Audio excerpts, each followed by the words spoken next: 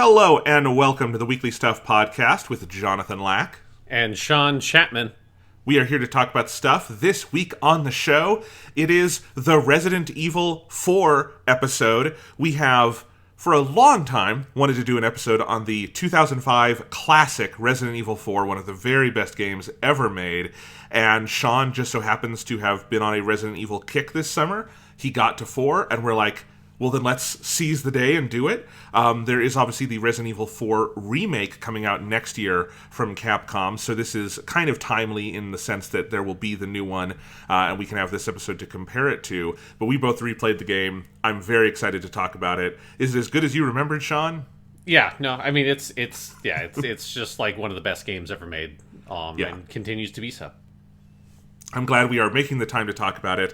That's not all we will be talking about today. We will be going over the news from this weekend's Marvel event at Comic-Con, where they announced the next several years' worth of movies and TV shows, and just run down that list and see what the hell is coming. And I'm going to have to ask Sean to explain things to me like Secret Invasion and Secret Wars are different, apparently. I didn't know that, and you're going to have to tell me what that is. So, there we go. One is a war, the other is an invasion.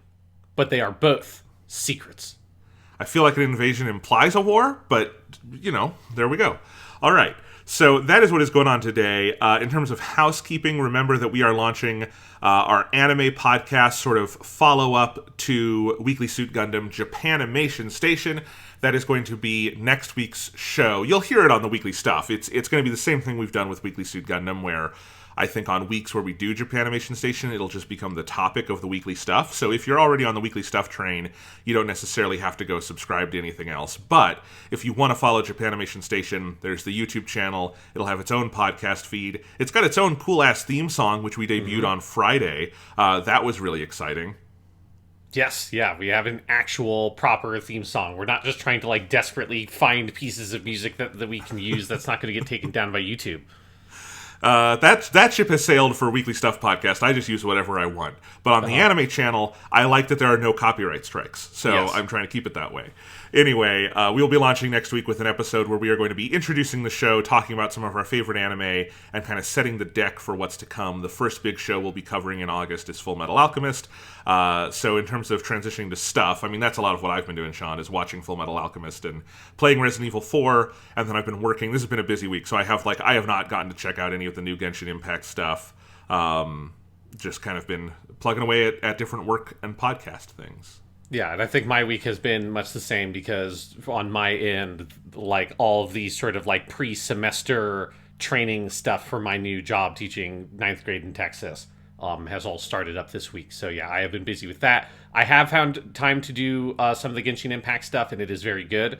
It is very big also. It's a lot more than I was expecting because it is kind of like 4 different Legends missions effectively for the 4 different characters featured in the update: Kazuha, Shinyan, Fischl, and Mona, along with like different puzzle types for each character on a different island to explore for each character.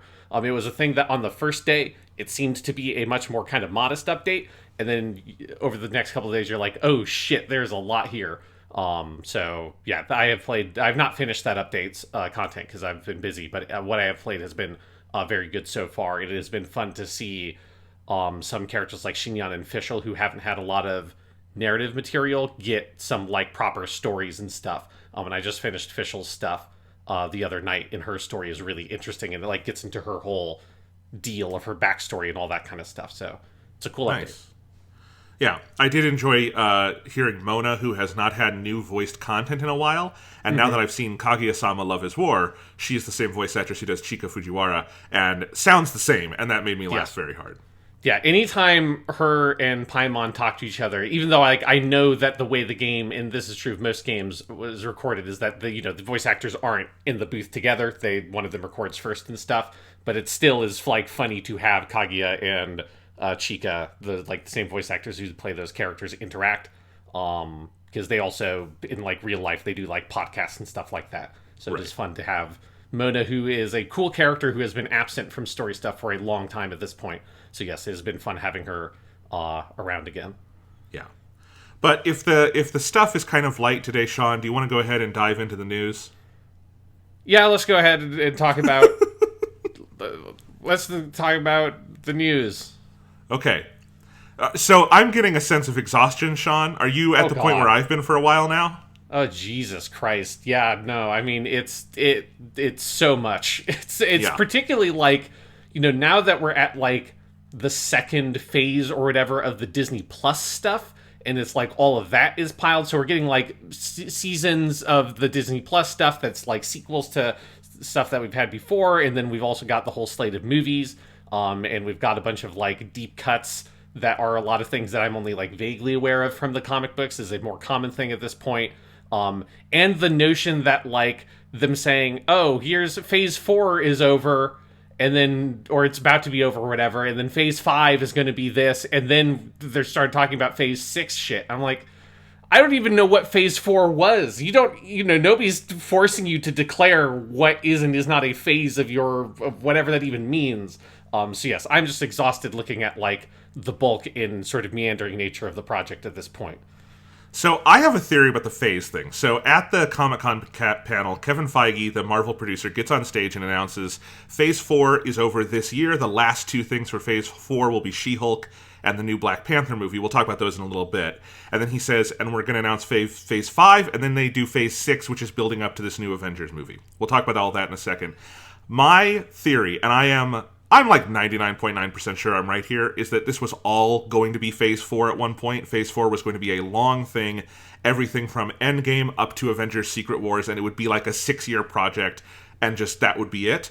And I think Kevin Feige and Disney heard all the rumblings about like, what the fuck is Phase 4? Like, it's just because it's all this stuff coming out. Some of it's really good. We liked Doctor Strange and Loki and all that, but some of it's also very bad, like Thor. And, like, where is it leading to? And so I think they did this little course correction, because also now Phase 5 and 6 will both be, like, 2 years long, which is not how they've done it before. So it's all crazy. That is my working theory. But Sean, do you want me to I have arranged everything in release order as they showed it. Do you want me to go through here and we'll talk about what we've got?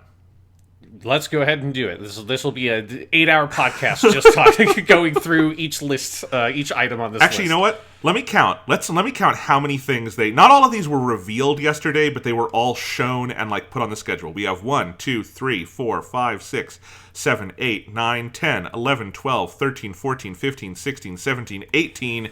Why didn't they just add 2 and make it an even 20? 3, blackjack, Yeah. Anyway, starting this August 17th, we are getting She-Hulk Attorney at Law. We'd had a trailer for that before. We got another trailer. I will say, I actually am kind of looking forward to this. I think it seems like it has a fun premise. The CGI is bad, but every Marvel movie has bad CGI now, so...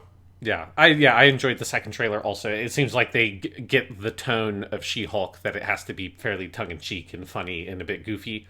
Yeah, and so that's fun, because it's like if they land and like kind of nail that tone, it will be a different kind of humor, hopefully, than what the MCU typically does. And it feels like you get hints of that from the trailer.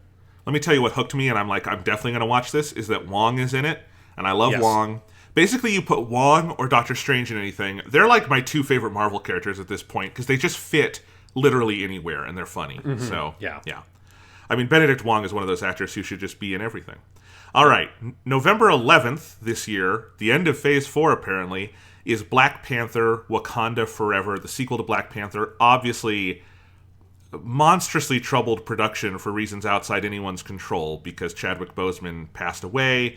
Ryan Coogler had to rewrite the movie to deal with that. They put out a trailer for this movie, and it is one of the best movie trailers I've ever seen. Yeah, it is an incredible trailer. Yeah. Using this cover of Bob Marley's No Woman, No Cry, just showing, like, very much focused, and I think this is what the title kind of has implied, that this movie will be less about any one character than about Wakanda as a society, and I think that's cool, and that's what the trailer, that's what I got out of it, right?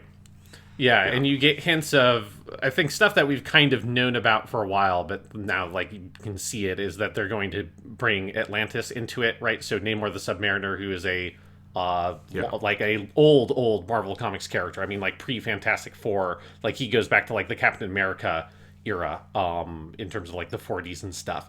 And they're bringing him in, which should be, if they nail Namor the Submariner, that will be a thing that I'll be happy about, because he's a character I like a lot from the comics, and he's a pretty, like, he's basically like Marvel Aquaman, is the easy, like, Prince of Atlantis kind of shit. But he's like, what if Aquaman was a really cool, interesting character, which Aquaman typically struggles to be in DC stuff. If they nail Namor, who is a very anti-hero type character, because he is someone who, like, if he thinks it is appropriate to fuck some shit up in the surface world for the sake of Atlantis, he will absolutely do it. He will kill a motherfucker. He will wipe out a nation. He doesn't give a shit if he thinks it's, like, appropriate. So I'm curious to see where and how that character is going to be positioned, because there's another character whose name escapes me that is clearly the supervillain, who is a supervillain character that's not Namor. And they show him in the trailer, and I just can't remember what that fucking dude's name is. So I know so Namor is clearly not going to be the antagonist, but I'm curious to see where do they position him, how do they position the Atlantis stuff, and how does that reflect on, as you say, the sense of the trailer, which is that it is about Wakanda as a whole, and they don't even, like, position someone as being a protagonist character. They don't show who, even though I assume it's going to be Shuri, they don't show who is going to be in the Black Panther suit, who's going to be the Black Panther, a Black Panther Wakanda Forever, because it seems like that's, like, probably not going to be really the kind of the point of the movie, is about a singular hero, but more about the clash of these two societies and dealing with the fallout of T'Challa passing away. Yeah, it's a beautiful trailer. I mean, it literally looks beautiful also. It's like, given where Marvel's visuals have been, this is a lot better. And it's kind of funny, this is coming out a month before Avatar, and because of the Atlantis stuff, there's a bunch of cool water photography in this also, and I think that's kind of funny. We're going to have those back to back. No, it looks great. I mean, so we've got Namor in there. We're also going to have, this is where Ironheart, Riri Williams, is being introduced, played by Dominique Thorne. That looks cool. It looks like she's like Shuri's friend in this. We got a hint of that. Michaela Cole, we learned, is in this movie. So there's just a lot of good actors.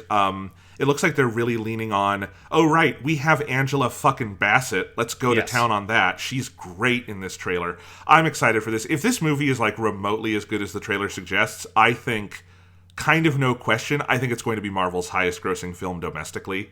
Because Black Panther made $700 million in the U.S., Endgame only made 850. I say only, but compared to Black Panther, Endgame wasn't that much bigger. I think this will maybe surpass that. Like, this is going to be a fucking huge movie.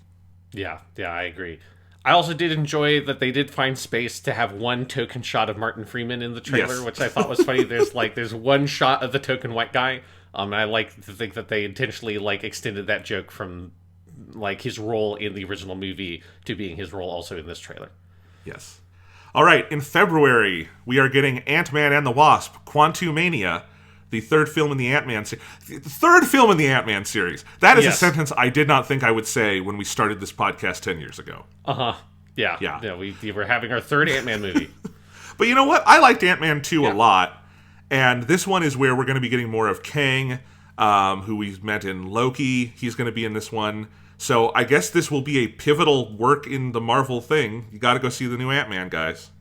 Yes, and like on the poster, it's like it's Kang-ass Kang. Like it looks like Kang from the comic books, like they're doing a comic booky version of that character. So yeah, I like both the Ant-Man movies. And in this, it's his daughter, right? Is also going to be. She's got a suit and everything because she's all aged up now. They put a poster out? I didn't even see this. Yeah, there was a poster. That was like that's the only thing I saw from. I don't know if they showed anything else about the movie, but there was a poster. Oh, you can see Kang in the background. You've got Ant-Man, Wasp, and I forget what character the like superhero name the daughter has, but the daughter also is now older, so she's a superhero. Okay. Yeah. Bill Murray is going to be in it, and MODOK is going to be in this movie too. So okay, that's cool. There's a lot going on here. Yeah. No, I did not see the poster, but I see it now, and yes, that looks cool. And I like that they're doing stuff with his daughter, because that's a detail in Endgame that she's grown up now that I feel like would be cool to follow up on. So, all right. So we're into 20. That'll be the first work of Phase 5. Then in I do have to say, before we move on with Ant-Man, one of the things that's interesting is that Ant-Man now is, like, positioned as, like, the Avenger character, right? Like, because nothing has really followed up on Endgame so far, which I think is one of the weird things about Phase 4, is it's just like nothing really, like, what is an Avenger after Endgame Right. is a question I can't answer for anybody, because it's like, I don't know. Do the Avengers exist in any way, shape, or form anymore? I have no idea. It feels like, in a weird way, Ant-Man is the character positioned that probably that is the movie where that stuff will make sense in some way. Yeah, because Thor is off in space, so we don't learn about that there. Because it's like Endgame has been featured a lot, but always backwards looking. It's like, Yes. how are we dealing with the events of Endgame? It's never been who's protecting Earth now, right? And it's just like they've been just stuck on the blip or whatever thing Right. for the whole time. Like, they've never really followed up on what are the effects of, like, the events of Endgame specifically. It's more, what are the effects of half the Earth's population being gone for 5 years or whatever. And Right. you know, they're not even really exploring that, just saying, hey, that's the thing that happened. Yeah. Yeah, Keep drawing our attention to something that they're not really equipped to deal with because it's a silly comic book universe, but they want us to remember it happened, which I think has been a weird decision consistently. Like, really, it should be a comic booky thing that we just fucking forget about, but no. Yeah. Anyway, that's the beginning of Phase 5. Spring 2023, we're getting the Disney Plus show Secret Invasion, which will have Samuel L. Jackson as Nick Fury and Ben Mendelsohn as that guy from Captain Marvel. There you go. Yeah, it's Skrull stuff, right? So that's what Okay. Secret Invasion is, because remember, Skrulls can change their form to look like other Yes. people. So that's so that will set up for eventually when we talk about what Secret Wars is. That is going to be a key difference. The Secret Invasion isn't really a war. It is a invasion that was secret because it's all shape-shifting people because they're aliens. Are you excited for it? You know, I liked Ben Mendelsohn in Captain Marvel. Like, I thought I always they liked did- Ben Mendelsohn, yeah. Yeah, I thought they did the Skrull stuff well. I mean, Captain Marvel now feels like a movie that came out 500 years ago to me, you know? It's just like, it seems so long ago.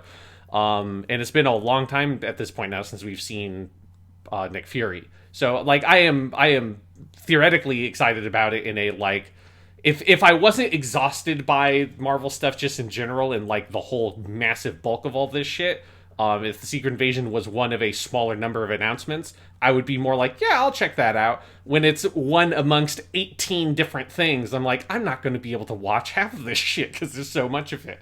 Right. That it has muted my excitement for any individual piece.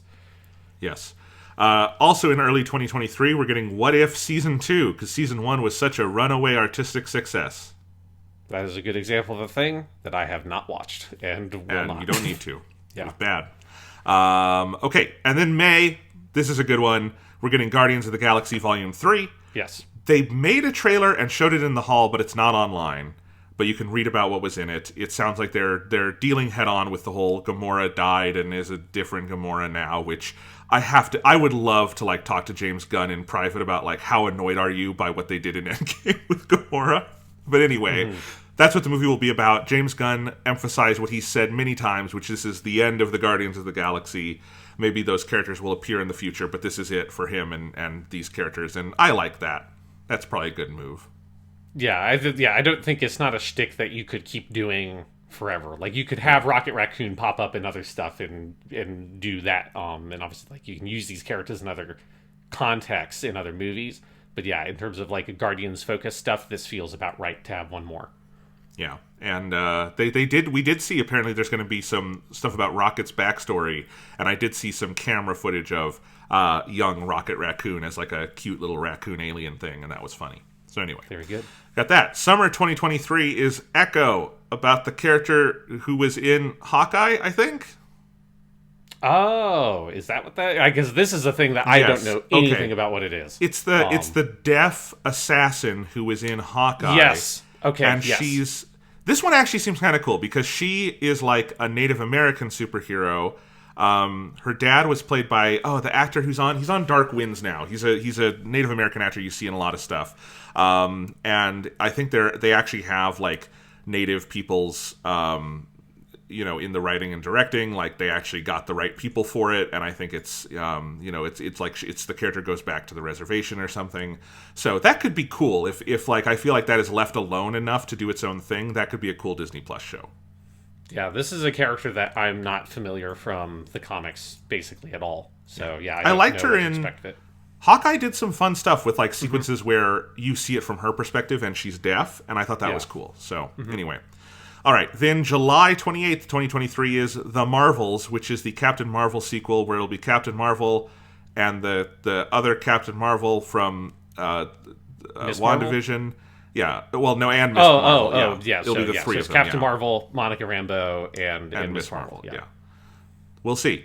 Summer 2023, Loki Season 2. That should be fun. November 2023, Blade.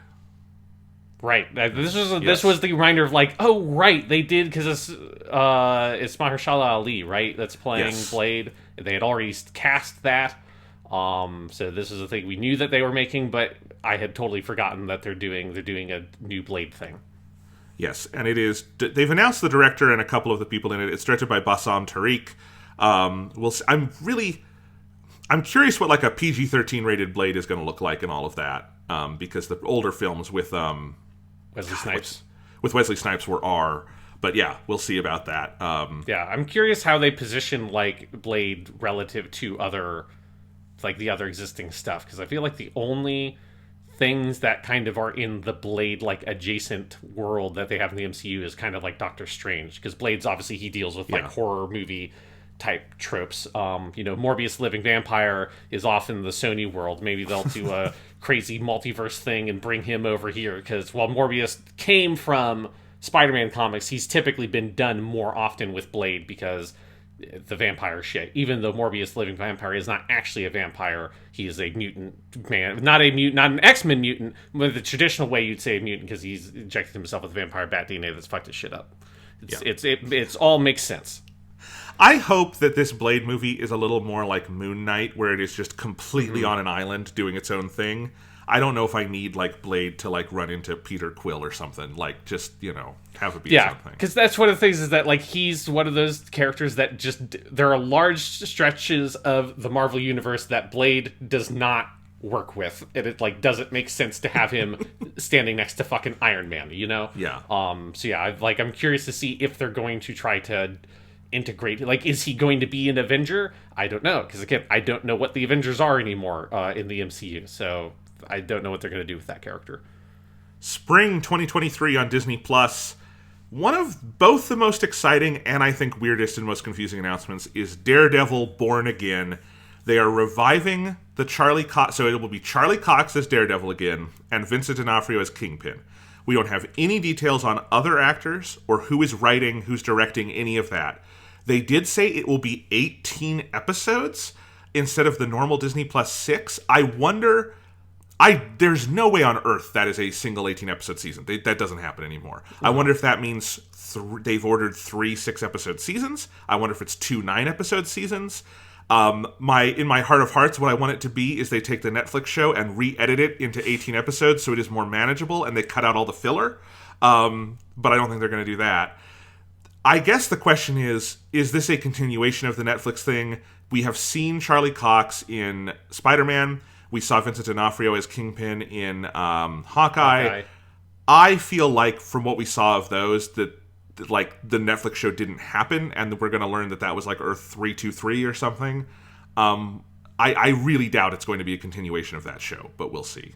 I'm curious also that I don't think it's going to be a straightforward continuation. I think they might sort of do like a wink nudge, just like we're just going to have an established Daredevil, we're just going to have an established Kingpin. If you want to vaguely fill in that show happened, like I wonder if they're going to do that and basically say like we're going to go out of our way to not try to overtly contradict major things from that show, but also like not pull in heavily from that show, because the title Born Again is taken from a pretty famous Daredevil comic book arc that was the basis for the 3rd season of that show. So they already literally did Born Again in the Netflix TV show. So it is one of those things that usage of that title is a little bit confusing, because I can't imagine that it indicates that they're going to actually do that storyline, and instead they just want the pithy title because it's, they're bringing the character back out of like cryostasis or whatever from the Netflix world that is now gone, basically.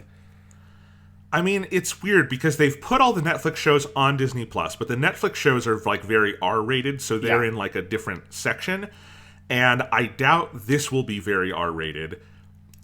I'm conflicted because Charlie Cox's Daredevil and Vincent D'Onofrio's Kingpin are two of my very favorite things the MCU has produced. Yes. Yeah, me too. Like, my favorite MCU costume is still the Frank Miller Daredevil suit that's in season 1 and 3. I like a lot of the other characters. Like, I'm curious if we get the versions of Karen Page and Foggy that we got from the Netflix show. Mm-hmm. There's a lot to build on. There's also, like, a lot of weird baggage from that show. We'll see. I'm curious, like, because we've also learned that, like, they didn't date it, but we're getting that animated show Spider-Man freshman year. Charlie Cox will be voicing Daredevil in that, and Spider-Man will, like, team up with Daredevil. That sounds fun. They've announced that, like, Vincent D'Onofrio's, I forget where he's going to be, but he's going to be in something before we get to this. So there's more. He'd probably be an Echo, I would guess. Yeah. Yeah. It sounds like they're planning to have, like, Daredevil be a bigger part, which makes sense, because, again, Charlie Cox as Daredevil and Vincent D'Onofrio's Kingpin are assets you should fucking use. Mm-hmm. But I'm really curious what shape this actually takes. It's, it's a ways off, but yeah. Yeah. Like, I'm excited that they're bringing them back, right? And it was a very fun thing to have that cameo in Spider-Man No Way Home. And just being like, yes, no, Charlie Cox's Daredevil is, like, one of the best pieces of casting for any modern superhero thing. And I would really love to be able to have something with Daredevil and Spider-Man, just like, because it's such a iconic pairing in the comics, and they bounce off each other so well that it would be very cool to be able to see that. It's the kind of thing that in a pre-MCU world, you could never imagine a live-action production doing Daredevil and Spider-Man on the screen together. And it's like, if we have to deal with all, like, the weird shit of what the MCU is, I do want to get the occasional thing that I'm like, yes, here's one of those things that, as a comic book fan and a fan of these characters specifically, would be really cool to see represented in this way. So I hope that we get that, especially because then also I really, really want to see Vincent D'Onofrio's Kingpin be able to do shit with Spider-Man, like that. Because he is fundamentally originally a Spider-Man villain that then got kind of co-opted into the Daredevil world. So it'd be fun to be able to see that kind of be able to work also. So I have a theory. There are a bunch of gaps in this. As big as this calendar is, there are a bunch of gaps, including after Daredevil, we have nothing else for 2023. And that's... Or, sorry, I should have said 2024. Sorry. I have this written wrong. Okay, we have spring 2024. What I meant to say is we don't have the second half of 2024. We have through July. I would guess that the next Spider-Man goes Christmas 2024. And I think Daredevil and Kingpin will be in it. I think, like, because they always want to have the, like, mentor figure in the Spider-Man movies. I think that becomes Charlie Cox, and I think Kingpin is one of the villains. That feels like they're going to do that, right? That makes sense to me. I can very easily see how you can throw a plot there with where he's left off at the end of No Way Home being totally isolated, right, and nobody knowing who he is a good spot, I think, to have him interact with Daredevil. Yeah, I could see that. That would be cool. Yeah, so that would make sense, because... So what else do we have for 2024? We have, let's see. We have, and when I said, like, fall, I meant in theaters, because what we have in theaters for 2024 is we have in May, we have Captain America New World Order. This is the new Captain America movie with Anthony Mackie as the new Cap. This is from the same writer as Falcon and the Winter Soldier. New director... Yeah, we'll see. Maybe being it, like, having it just be a movie will help that out. Because that was one of the things about the TV show. Is that it just kind of was like a very, very long movie that didn't think too hard about how to structure itself as a TV show. No. July 2024 is Thunderbolts. What's that, Sean? Do you know what the Suicide Squad is? Yeah. What if it was Marvel villains and it was less sassy? Okay. I have actually, I'm joking because I did hear about this. It sounds like there's various characters. Like, this is where it sounds like they're planning to have the bad white dude, Captain America. What's his name? A U.S. agent? U.S. agent. He's going to be in this. Yelena from Hawkeye and Black Widow. So I don't know if it's like villains so much as like some of their anti-heroes and hero adjacents. Yeah, because that's kind of what Thunderbolts is it is sort of anti-heroes / villains. Like, Venom often has been a Thunderbolts character. And yeah, that's like them doing shit. And it's like, it's not Suicide Squad in a tone way, or at least none of the Thunderbolt stuff I've ever Yeah. read has had that kind of tone, but it's a similar concept of, like, they'll kill people and that kind of stuff. I don't know what they'll do for the movies, but it's that sort of thing from the comics. Yeah. Let's see. It's Jack Schreier directing and Eric Pearson, who wrote Black Widow, writing it. So it seems like this is kind of like the follow-up to Black Widow in some ways, because, yeah, they're planning on, we're going to have the Julia Louis-Dreyfus character as, like, the team leader, Yelena. Oh, yeah. Oh, they're going to... Okay, here's a weird thing. They're also, we're hearing that Tim Roth is going to be in it as Abomination. What's the deal between She-Hulk and that of, like, suddenly the Incredible Hulk is back and we're doing all this stuff with Abomination? Like, if you've got Tim Roth, use Tim Roth. He's great. But, like, that movie came out 15 years ago. Mm-hmm. What? I don't get it. Oh, well. To me, it's just like, hey, you gotta use it. I think it's just a thing of, like, you might as well, as you said, like, you might as well use Tim Roth, because the Abomination, they haven't done a solo Hulk movie in the MCU outside of the Incredible Hulk, which is, like, this weird outlier. So it's like Abomination is one of the few big Hulk villains that exists. You might as well just, say, hey, let's just throw Tim Roth in there. If people remember that the Incredible Hulk happened, fine. But I imagine they will just say, hey, you're a guy who fought the Hulk. Hey. Right. And then just move on, and that's it. Yeah. Anyway, and by the way, I messed up a bunch of dates here, and I do apologize. There is more in 2024 than I thought. So Spider-Man will come out at some point. I still think I'm probably right that they're planning on Daredevil integration, and that's why they're doing the show, but we'll find out that later. Okay.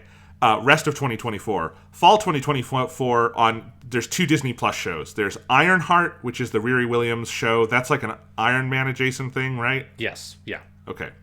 And then there is Agatha, Coven of Chaos, because we all wanted the Agatha Harkness show after WandaVision. This is the thing that they have announced so far that I most look at is like, what the fuck is that even going to be? Like, what are you doing? What is this? It is weird how pivotal WandaVision has become to, like, every single Marvel production is a sequel to it somehow. Mm-hmm. Which is the thing that sunk WandaVision in the end, is that it wound up being a preview of Marvel shows instead of ending its own story, but whatever. Okay. Then the big event at the end of 2024 in November is Fantastic Four is coming out. Theoretically, there's no writer, there's no director, there's no stars, but they've put a date on the calendar, which is the best way to make a movie. Is to put a date and then figure out who will make the movie later. I would like for them to make a good Fantastic Four movie. I want a good Fantastic Four movie. I hope that that's what they make. It was funny. I went on Disney Plus last night to check something. They've uploaded the Fox Fan Four Stick movie, the one with, like, Miles Teller. That's terrible. Why would you put that on there? No one's going to watch it to begin with, and it's just going to confuse people. Like, just let that movie be dead.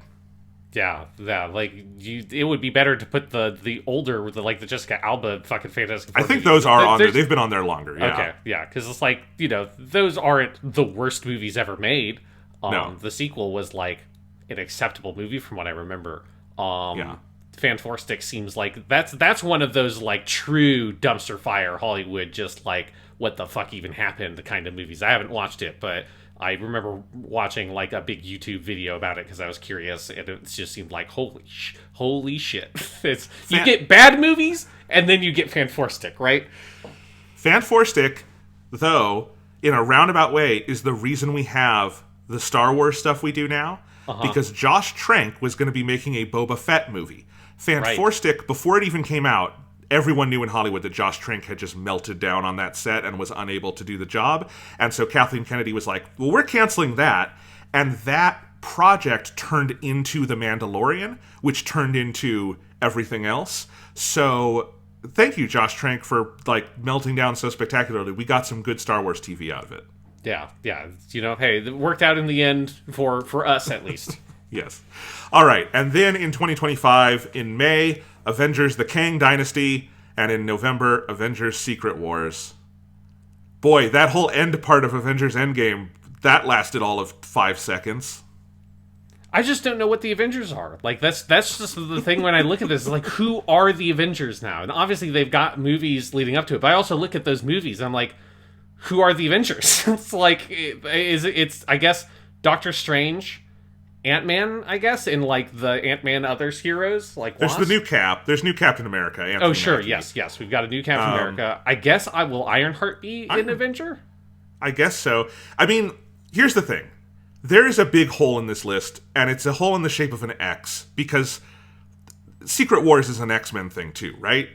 Not necessarily. There are a bunch of there are multiple things called Secret Wars in Marvel Comics. It doesn't have to be X-Men related. My point being, we're getting a Fantastic Four thing. Obviously, Mr. Fantastic will be a big Avengers person, I imagine. I guess. I mean, the Fantastic Four have never been Avengers characters, but you don't have because in the comics you don't have Iron Man and Captain America aren't gone, so it would make sense to bring in Fantastic Four people into the Avengers, I guess. But we know they are planning X-Men stuff. We have the X-Men 98 cartoon coming out.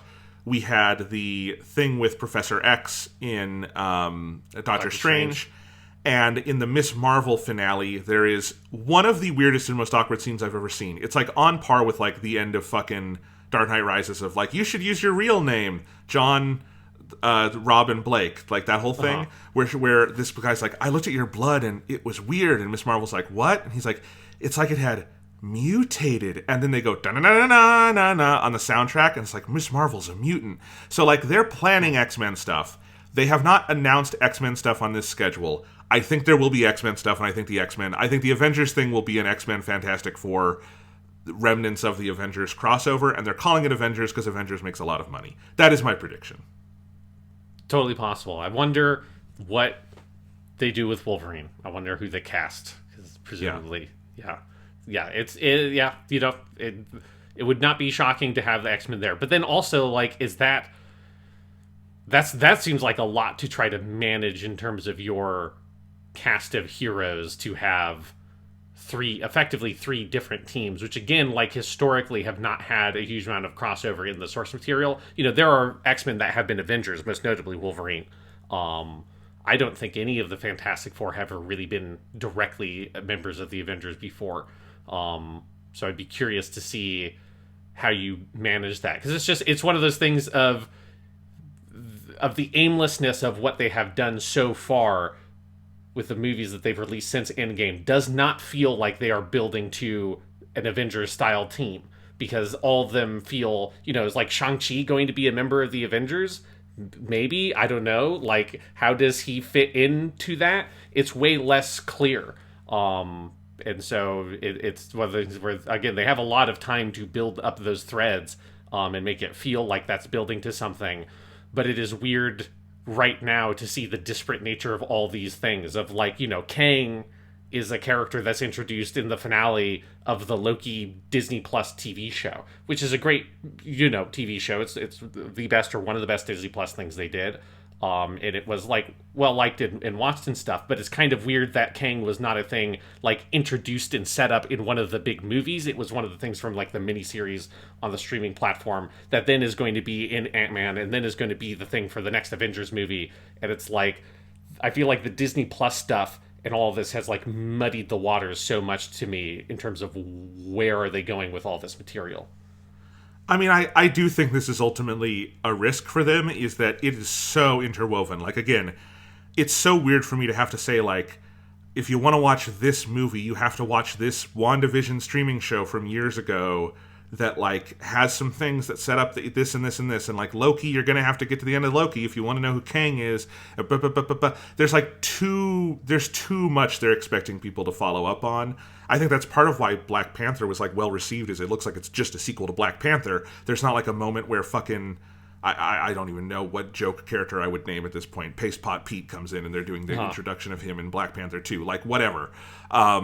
It's very weird. I agree. I don't know who the Avengers are. And here's the thing. There is other stuff that's going to come up somewhere in here. This is not a complete list. We know they're developing another Deadpool movie with Ryan Reynolds. How that will fit into things, who the fuck knows. But Sean Levy has been hired to direct that. Ryan Reynolds wants to get that made. I'm kind of wondering if it ever actually happens, because I think they will want to make it R, and I do not think Marvel's going to let that happen. But we'll see. There's going to be another Spider-Man at some point. That's Sony's domain, but Marvel will work on it. They have confirmed a Shang-Chi sequel with Destin Daniel Cretton writing it. There's X-Men stuff coming. There is the Armor Wars show they announced forever ago that is the Don Cheadle show about War Machine. That I made a tweet about yesterday going, hey, wait, this wasn't on there, and this is the only thing that had like a logo before that wasn't on the calendar. I was actually... my fucking tweet was quoted in a story by Metro UK this morning. What? Yeah, no, my tweet was confirmed in a story by Metro UK. I was literally tweeted this, Sean, like 5 minutes before we got on air. And the writer of that show, whose name is Yasir Lester, said, no, it's still in the pipeline. We're working on it. It sounds like they really jumped the gun on announcing that because it is like super, super early days, but that's going to be in there somewhere. Yeah, so it's a fucking mess. And I don't know. It feels a little bit like a tower of cards that's going to come crashing down, but there you go. Yeah, like, I feel like at this point, honestly, what would probably be better is to embrace the chaotic nature of what it is and just do what the comic books do, which is kind of have a couple of sort of spheres and making it fairly clear that this is sort of like the street level thing, and we've got Spider-Man and Daredevil and Luke Cage or whoever, they're in Moon Knight and they're over here doing their shit. Then we've got our crazy sci-fi shit, and we've got Iron Man and all of his shit over there. We've got our like secret agent, spy, soldier stuff with Captain America and Black Widow and Hawkeye and all those characters. And then we've got the crazy magic shit, and that's Doctor Strange. And just like mostly let those things exist independent of one another, and only very occasionally you get to have a little crossover, because that's how the comic books work. Like, normally you don't really get a lot of crossover between like the X-Men and other stuff in the Marvel comics because it's too complicated to try to mix all that shit together. And so the X-Men just get to be off and do their X-Men shit, and Thor gets to be out and doing his Thor shit, and like Spider-Man and Thor don't meet very often and nobody really cares about it. But those designations feel very clear in the comic books, and it feels more like it's a big organic universe, and like they just let that be, and it's not, you know, it has in recent years it has become more they will build up to big crazy dumb crossover events that are terrible every single time, but in the past that wasn't like that, and it felt more natural to only very occasionally do your Secret Wars thing where you have everyone get transported to Battle World or wherever and do your big crossover. But most of the time, you just kind of let it go and let the writers do what they want with those characters and cross over where they want to cross over and just leave it at that. And they have so many pieces on the fucking board that I kind of wish that they would just do that and say, it's like, hey, you know, fucking Avengers. Like, we will build up the team-ups and have different team-ups and do big team-up movies for the team-ups that make sense, rather than trying to sort of engineer some sort of massive Avengers Endgame thing again. Well, but they're trying it, and we'll see. I mean, the other thing is, so they retroactively gave the original 3 phases of Marvel, everything up to Endgame, the nomenclature of the Infinity Saga. And Kevin Feige said this thing, phase 4 through 6, will be the Multiverse Saga.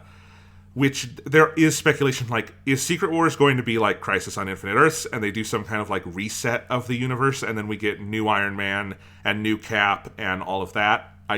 Maybe. That would be shitty. I don't want them to do that, but it is very within the realm of possibility that is what they're doing. That they're planning on doing that, and there'll be like some really lame-o cheap Robert Downey Jr. cameo from like a different universe in, you know, like I would not be surprised at all if that is what they are building up to, because calling it the Multiverse Saga means that, like, what would you do after that, right? How do you go bigger scale than, oh, this is the saga that deals with the multiverse existing? You can't go any higher than that, and so it inevitably will begin the cycle of resetting it and shutting it down and destroying the multiverse. Which is the thing that happens all the time in Marvel and DC, and then eventually they're like, oh, we have to do the multiverse again because we've done this comic book line and that thing, and we want to bring Miles Morales over, so we got to do this shit. You know, as we've said before on this podcast, like, as time has gone on and it's become more complicated, these movies and the TV show stuff more and more resembles the like nature, the chaotic and sort of like self-consuming Ouroboros-like nature of the comic book world that they are drawing inspiration from. But from a business perspective, isn't that a terrible fucking idea? Because like when you open the Pandora's box of the multiverse, that's when comics like enter their own asshole and never come out again. Yes. And you go buy them at the little comic book stores, and they're a very niche thing that don't sell a lot. Like, American comics is not that big an industry because it's very gatekeepy, and like it's very hard to follow, and it's like very confusing, and not a lot of people interact with it. It's like the fucking opposite of manga, where like, you know, if you're in Japan, you can buy any manga under the sun at the fucking train station. It's just the complete opposite here, and I feel like, why would you like intentionally follow that strategy with the movies? It seems insane to me. I think it is a bad idea, but it feels like it is what they are doing, and they're just like falling into that same trap, because I think the sort of expansive, interconnected nature of what you're building seems so appealing. And I think the idea is like, oh, if we make everything integral to everything else, it means that everybody is compelled to engage with everything.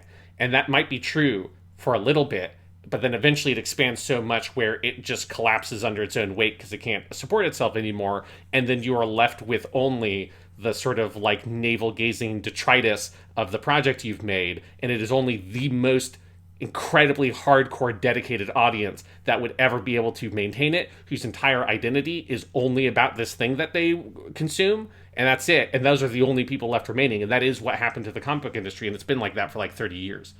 Yeah. I mean, you know, in the immediate future, I think Marvel's got a lot of surefire hits. They've got Black Panther. They've got Guardians 3. They've got a couple of Disney Plus shows that I think will be big.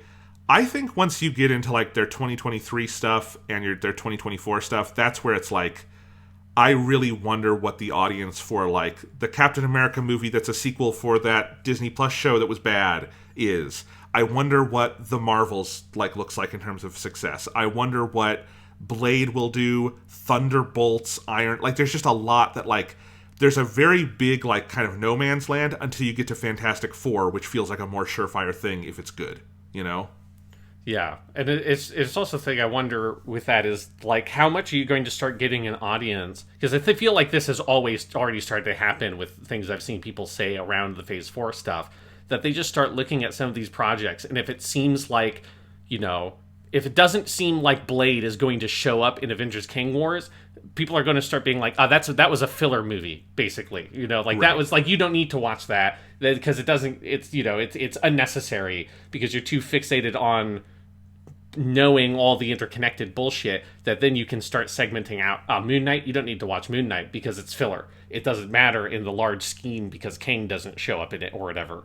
And I'm curious to see how much that starts affecting the way that people, like the larger public, start perceiving some of these projects, and if they start delineating what is and is not important to watch, and if you see the consequences on that in terms of the viewership.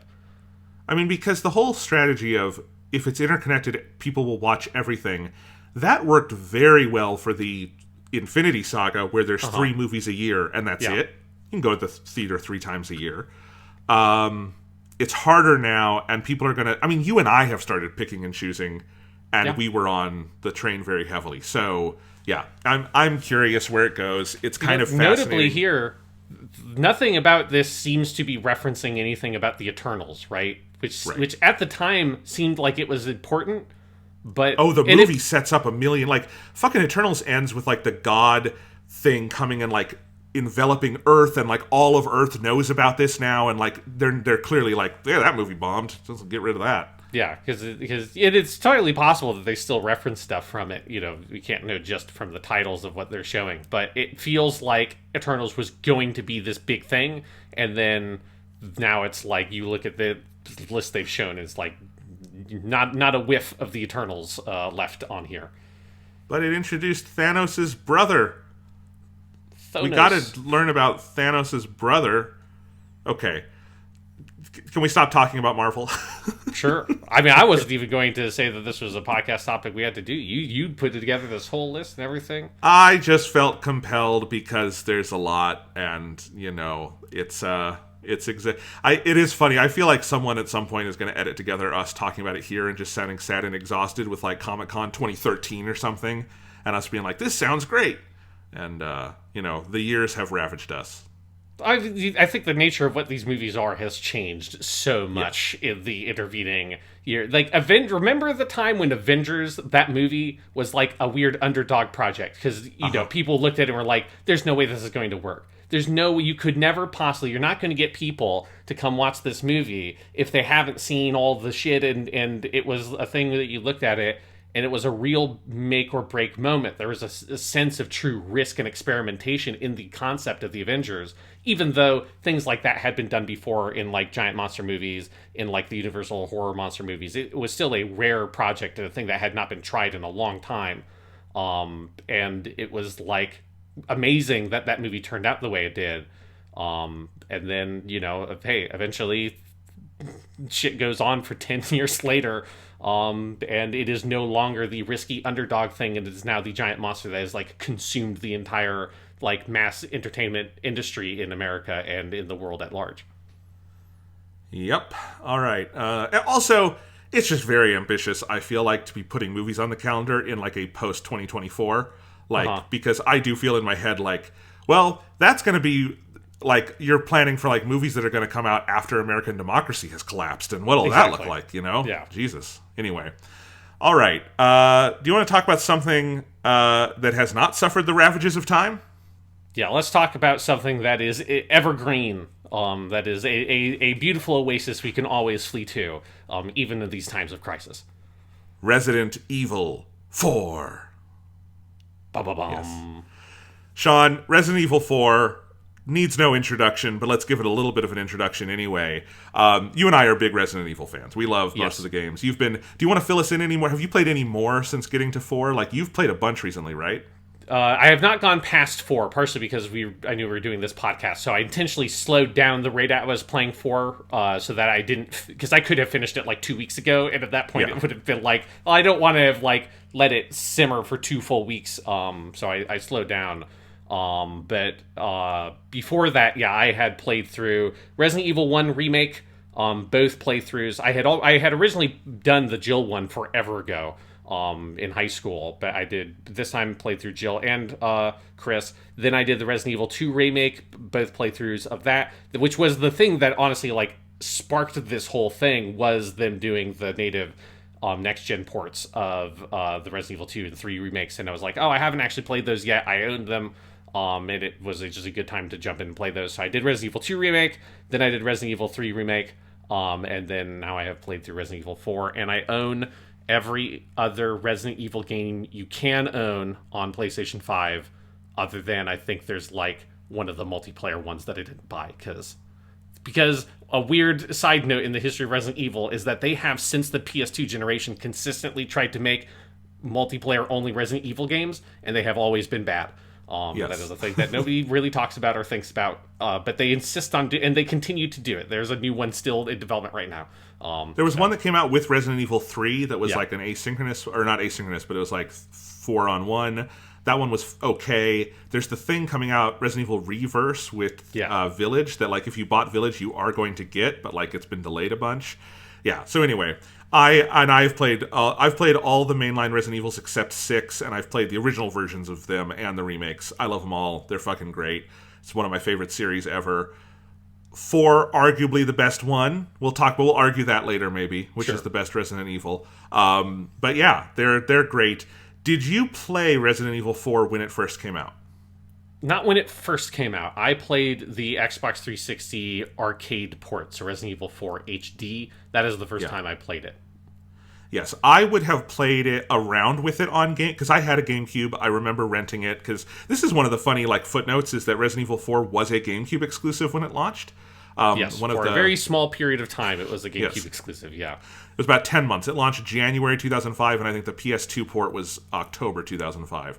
So about 10 months, it was a GameCube exclusive. One of the many feathers in the GameCube's cap. The GameCube, like, the best era ever for Resident Evil. If you have all the, like, Resident Evil discs on GameCube, that's like a desert island system right there.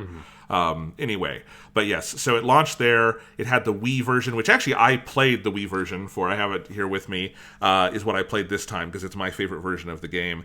And I don't know if I ever beat it on Wii, but I remember remember playing it on the Wii back in the day. And then when I think it was last year. Yeah, it was last year when I went on a big Resident Evil kick around the release of like 3 and Village and all of that. And I played everything under the sun, and that's when I played 4 again in the like HD Xbox port that you can get now. 4 obviously is one of the most accessible games in the history of gaming. It is on everything. It is on every system. It is on phone. It's everywhere. Do you want me to read the full list of platforms that it has gotten a native port for? So this doesn't even count the Xbox Series consoles or PS5, because those are just backwards compatible. These are all the native ports of Resident Evil 4. You have GameCube, PlayStation 2, Microsoft Windows, the Nintendo Wii, iOS, a thing called the Zeebo, PlayStation 3, Xbox 360, Android, PlayStation 4, Xbox One, Nintendo Switch, and there's a VR version on Oculus Quest 2. So there are 13 different unique original ports of this game onto different platforms. And for good reason, because it's one of the very best video games ever made.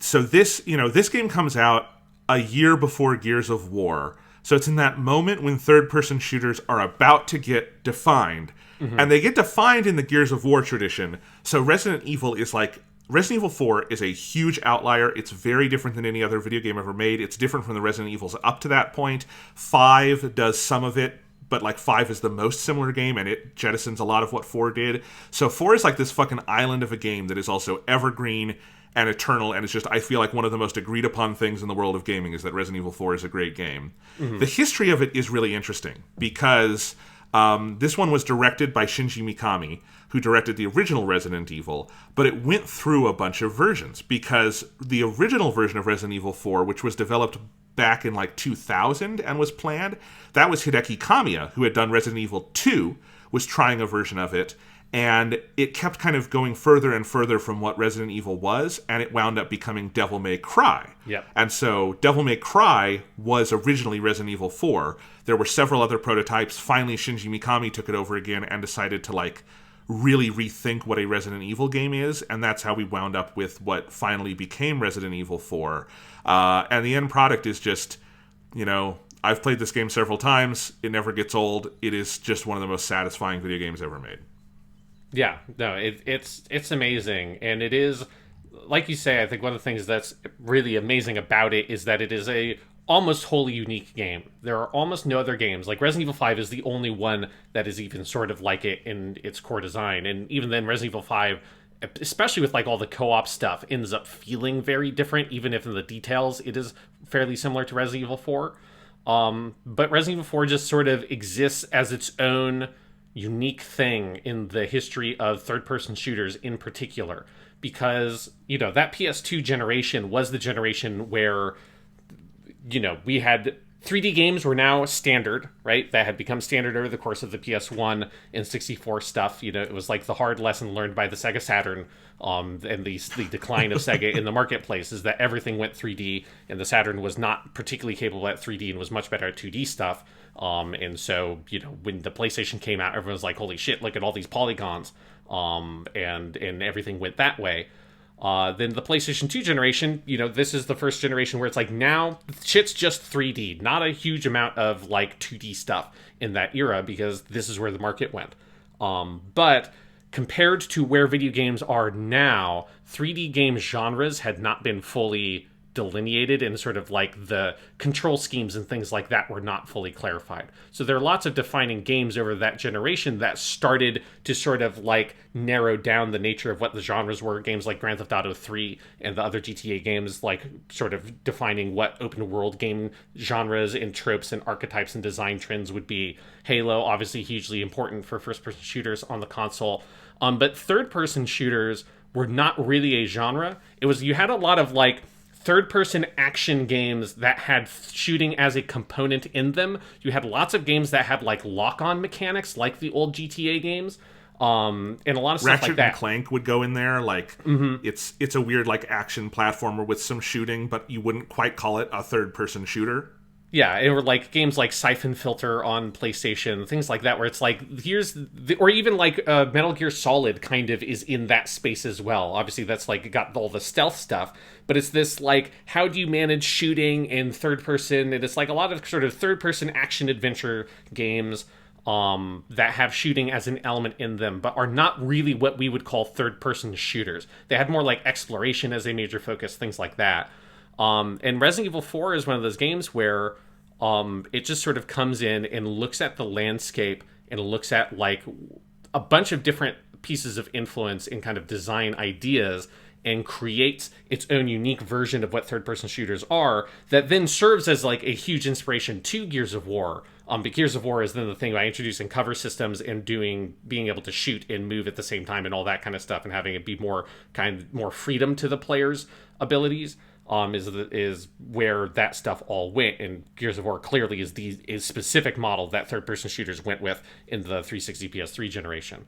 But there is a clarity and a specificity to the design of Resident Evil 4 that I think like elevates it above almost any other games, because it defines its parameters so clearly in terms of what you as the player can do that I think makes it extremely satisfying as an action game. It is like, because you can only pivot, move forward, back, aim, and shoot are like really the only actions you can take. Obviously, you can also use the knife as a secondary weapon. And then there are contextual actions like kicking enemies who have been stunned or doing the suplex if enemies fall to their knees that you can do. But you're very limited in your overall ability to maneuver and interact with the world around you. But it is that like limited nature of the game's movement set is what allows them to create very, very specific scenarios and really refine a really specific combat system and style that makes this game kind of unreplicatable. Like, you can't make another Resident Evil 4 because it goes against the sort of instincts of most game designers and most like modern game design to give huge amounts of freedom to the player and their ability set and their ability to maneuver the environment and all that. And Resident Evil 4 says, no, let's restrict the player as much as possible and refine to perfection the things that we let them do.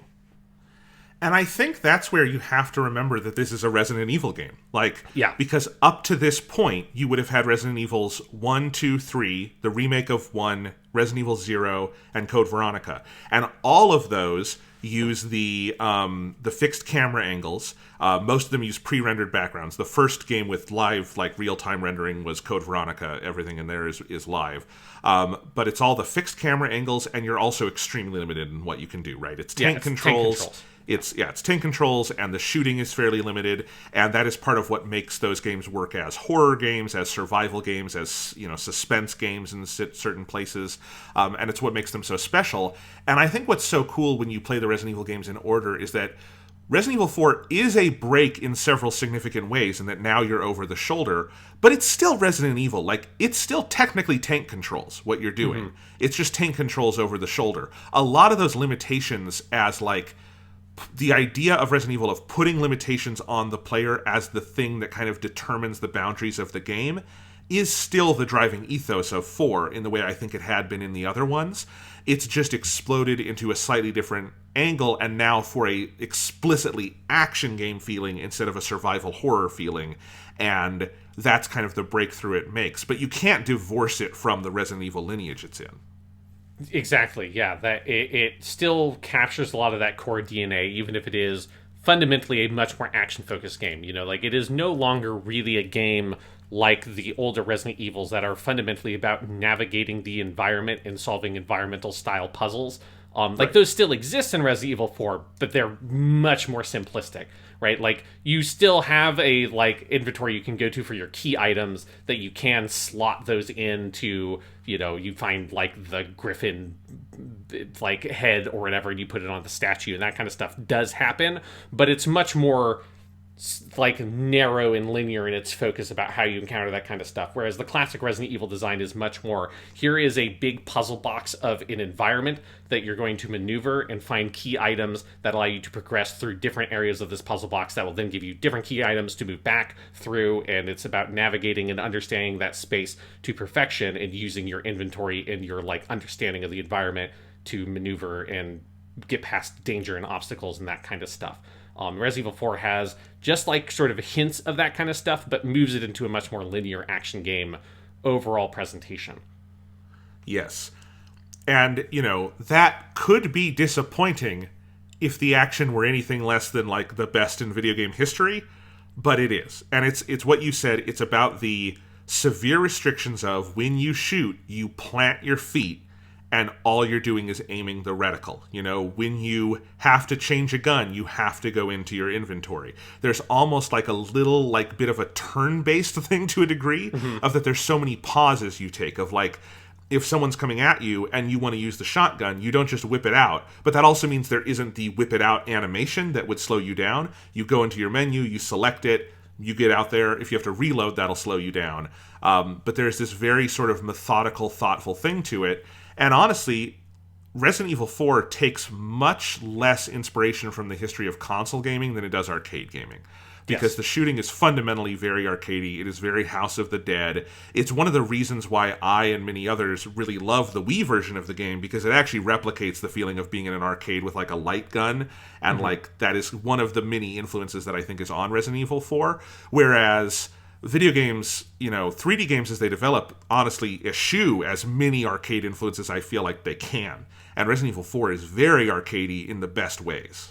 Yes, and yeah, the light gun thing is very specifically a big influence in the shooting model, because it is one of the thoughts I had playing Resident Evil 4 is that it kind of, in a conceptual way, reminded me of the early Yakuza games, and the way that they took a genre that is like an old school genre and an arcadey genre. For Yakuza, it's the old school side-scrolling beat-em-ups like Final Fight or Streets of Rage. And for Resident Evil 4, it's your Virtua Cop, it's House of the Dead, it's your light gun shooter, and reimagines them in the modern 3D console game landscape while retaining lots of identifiable elements from those games. So like Yakuza has, with its combat system, it's got the names popping up with the life bar, and everybody's got a unique name and all that kind of stuff, but they've injected this big story and all these kinds of RPG elements in a much more expanded combat system. But you can see very clearly the kernel of this game is Streets of Rage exploded out to this much more modern scale. And Resident Evil 4 is the same thing. You can see really clearly all the different elements of light gun games. You know, like most of the enemies are all melee-focused enemies. And so you like plant your feet and then things slowly walk towards you, which is the majority of grunt enemies in any light gun game. Or not, like some of them are going to be like Virtual Cop, you're going to have to be more shot. But stuff like House of the Dead, it's going to be something lumbering towards you that you're like putting a bunch of bullets into. You have a bunch of enemies that throw projectiles that you shoot out of the air. Is the most light gun game thing in fucking existence. Yes. Is you stand there and someone chucks a Molotov cocktail or an axe or something and you shoot it out of the air to defend yourself. And so that sense of these kinds of like shooting galleries that you move through and plant your feet and then stand there and you take your shots is so light gun game, but they have put all those mechanics into a much more expanded out, larger 3D game environment where you can now choose when and where to plant your feet. And you have your knife and you have some of those melee abilities. And then obviously the rest of the game has a story and it's got puzzles and it's got the progression mechanics and all that kind of stuff to really flesh it out. But you can see so much at its kernel. It's like this is a light gun style shooter that has been turned into this much bigger thing. And I don't know if I even have the words to sing the praises of how good the level design is and the combat encounters, because this is a long game. This is like a 15-hour game, you know, to play, maybe more than that, 15 to 20 hours. Yeah. It's a much bigger game than your standard third-person shooter now, which is like something to talk about with the remake coming. Is I think it's a very big question how they're going to handle that, how close it's going to hew, because games don't have this kind of sort of breadth for a linear game like this anymore. And it's long, and there is a ton of variety. This game is just beautifully paced. You are never doing one thing for too long. But within that, every single fucking combat encounter is memorable and unique and good, and like there's none I don't like.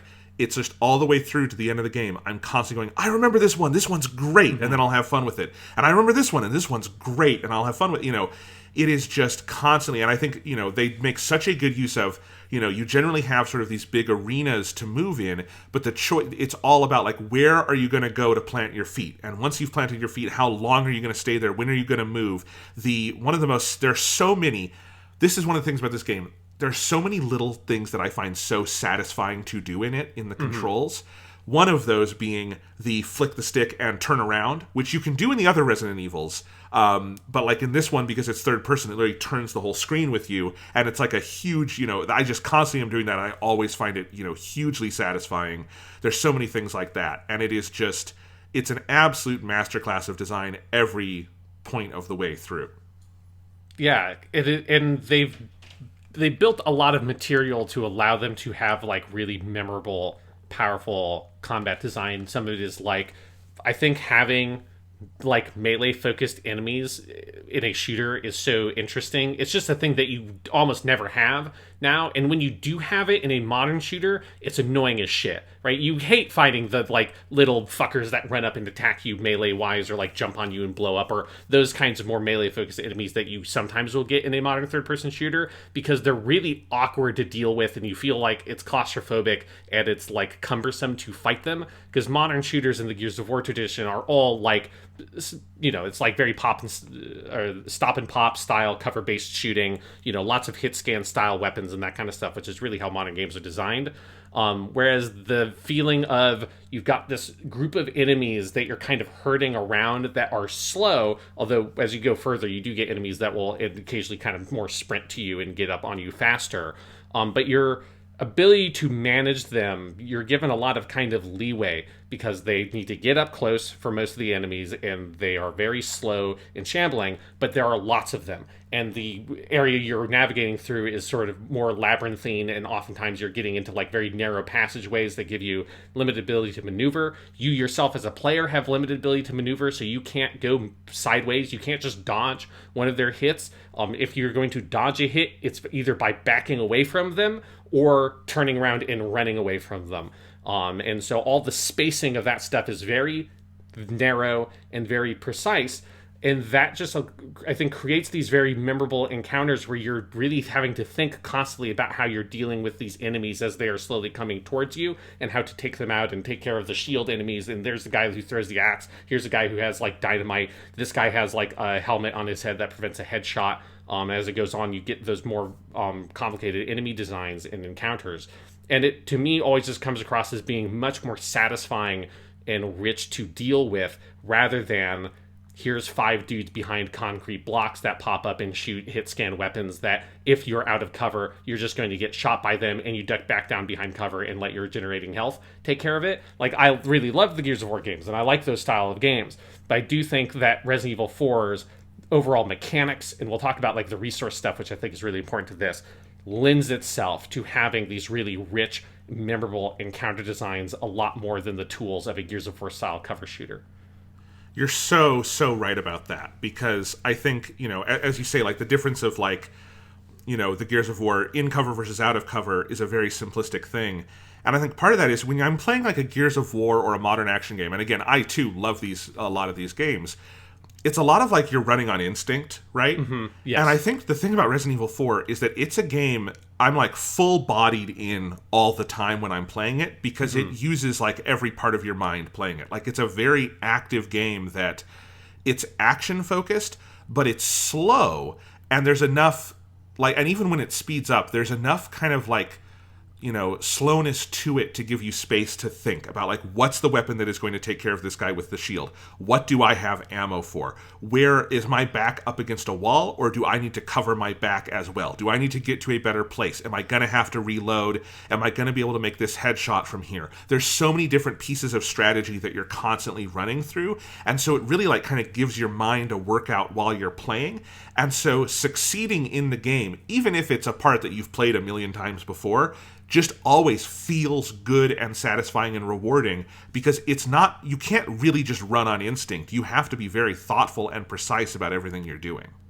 Yeah, I think that's a really good way to put it, is yes, like a Call of Duty or Gears of War or that kind of modern shooter, it is very much, you're just like taking in feedback and just reacting to it, and it's a very kind of lizard brain style experience, which can be fun, and it's not to take away from those games. But yes, Resident Evil 4 giving you the like time to think and creating mechanics that require you to think about how you're approaching these scenarios, and giving you this is where like I think the resource stuff is really important, giving you like gradients in terms of how successfully did you deal with this encounter, because it's not just I won, time to move on. It's like, did I manage to win while only expending the quantity of resources that I deem acceptable to spend on this kind of Right. encounter? Right. And that's the most Resident Evil thing about Resident Evil 4 to me. And that's like kind of one of the key things that it carries over from its lineage and that distinguishes it, particularly from modern action games that I think mostly are very far away from this design trend, which is you have to be thinking constantly about like your resources and how you are managing them. And that's the thing that like Resident Evil 1 in the classic Resident Evil style games, it's like one of their primary game mechanics is literally just managing your inventory, right? It is you only have 6 or 8 slots or whatever, and you have these many key items, but you also want to have guns, and you need to have ammo for your guns. Oh, and you want to have health. So it's like how many of your keys or like unlockable items or like puzzle items can you have in your inventory while also having these many weapons to defend yourself, and maybe you want to have a healing item also in order to heal, and so you're constantly managing that stuff in the item box. And it is one of the defining gameplay mechanics, and it's one of those things that seems like quaint now. Like you don't think about inventory management in a modern game context being a thing that is so intrinsic to a game's design, but classic Resident Evil, like it is the entire game effectively is how are you managing your inventory, and how Which is successful what are I you? fucking Yeah. love about them. And it's one of these things that constantly annoys me about the way way games are talked about is there's this assumption that a lot of design choices that have fallen out of favor are because games got newer and better. That like, oh, inventory management was that way because we didn't have the technology to do it better, or they did tank controls because we hadn't figured out 360 degrees, and like it's older and we need to make it more modern. And it's like, no, they could have done it differently. These were specific choices. That's what the game is. If you pulled the inventory management out of Resident Evil 1, it's not Resident Evil anymore. It's a different game. It would be an And incredibly boring game that had no tension yes. in it. If you could just carry every single key Yeah. in that game on you at all times, it would be an incredibly boring game.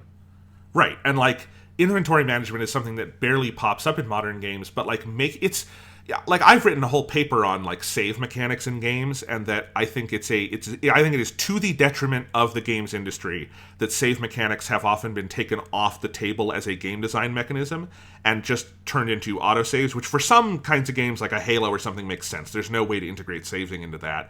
But there's a lot of games where like where and how you choose to save is interesting. Resident Evil is also a key example of this with the ink ribbons. But like inventory management is one of those also that I think has frequently just been kind of taken off the table as a game design tool. And what's great about it is that it's completely irrespective of what technology you're using. You can do inventory management on the simplest, game technology or the most complex, and it's fun. And I do think one of the most impressive things about Resident Evil 4 is that its inventory management is very different than Resident Evil 1, 2, or 3, but I think it is equally like intrinsic to the game, and it's maybe my favorite inventory management in fucking video game history because they made it into Tetris also. Yeah, because inventory management is a very sort of like frictious game design element, and I think it's one of the reasons why it ends up just getting sort of smushed out of things. And like lots of people just don't like it, and it's like that's their prerogative. I mean, I understand why one of the most popular mods for like Skyrim is to remove things like the encumbrance limit, even if I think that like encumbrance is a fundamental thing to the design of that game, and I think you're playing a much more boring and less interesting game if you just get rid of it. You kind of lose a lot of the shape of the game.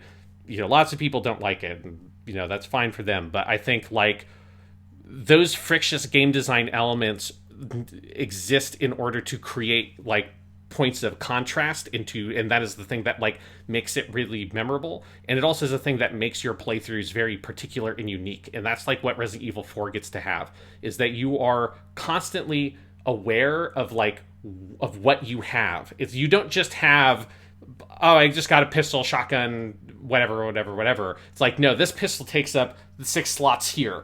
And if I want to have like a shotgun, it's also going to take up 8 or 10 slots or whatever the number is. And you're like having to organize and make it specific to you. Like, how are you organizing all of this in your inventory to make it accessible and to make it clearly like readable to you and like pleasurable to look at, and sort of figure out how are you going to design what you have. One of the things that's interesting about Resident Evil 4 is that there are like more weapons in the game than I think a typical player is actually going to use, because you have the TMP and the mine thrower, which I don't think I've ever actually used the mine thrower, because I always just say, I'm just going to let that stay. I like the mine thrower. It can be fun, but you can't take all the, even with the biggest attaché case, you cannot have all the weapons. You have to make active choices as a player of what are you going to value. Yeah, exactly. So you're making those choices constantly about what aren't you going to take, or how are you going to organize it? Do you have the room for it? And that creates these points of contrast over the course of the game where sometimes you are flush with stuff and you're like, oh my God, I've got so much ammo. I've got like 8 healing items. I've got fucking 7 grenades.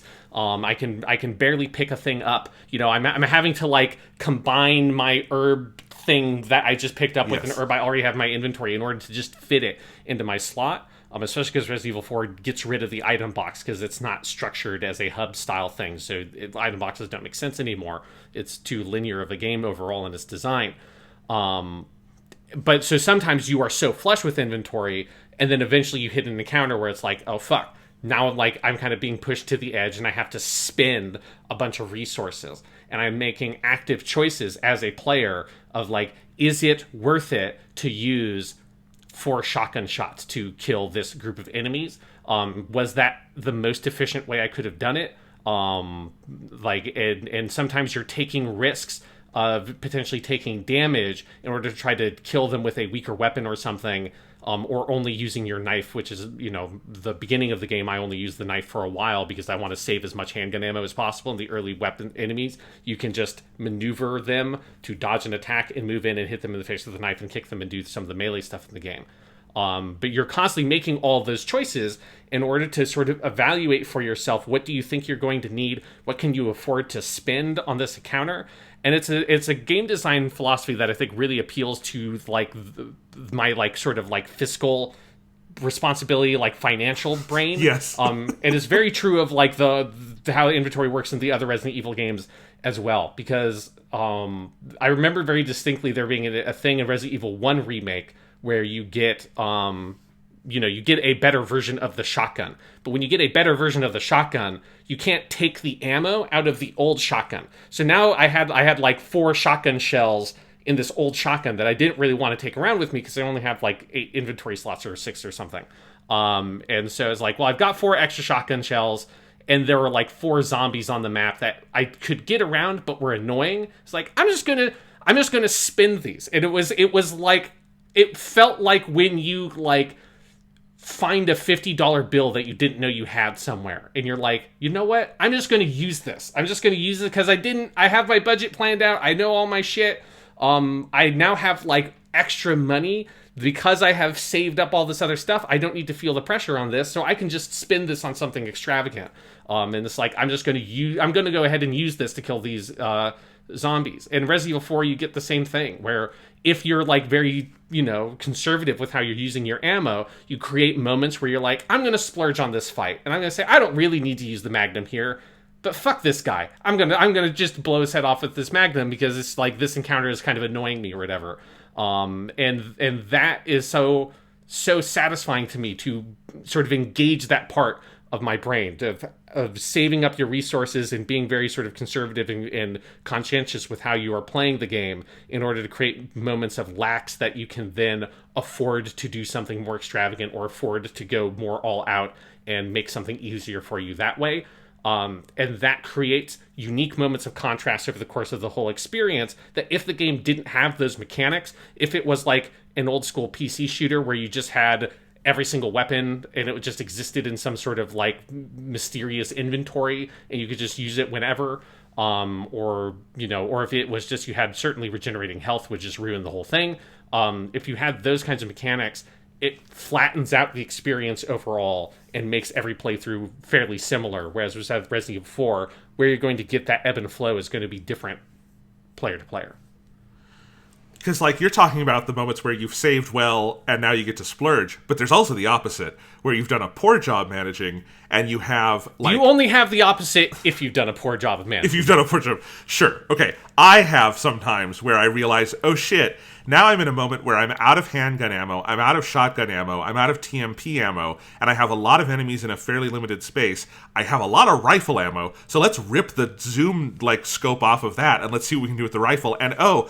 I haven't been using the flash grenades, and I have a bunch of these. Let's have a party with flash grenades, and just, you do the flash grenade, and then they stagger, and you just start beating them up. And, like, I like those moments, too. I like sometimes when it pushes you to the edge, and you didn't, like, necessarily plan perfectly, and then it's, well, let's get creative. And I feel like that's something in every Resident Evil I love, is the let's get creative moment of, like, what do I have and what can I use? And those are very fun, too. Like, it's constantly pushing you into scenarios where you are having to make these, like we said, active choices. It's a game where you're always, like, choosing and thinking. And, yeah, and you're right. Like, part of, like, the metric of success is, like, what did I use? You know, oh, God, I used way more handgun ammo than I meant to. I'm mad at myself, you know?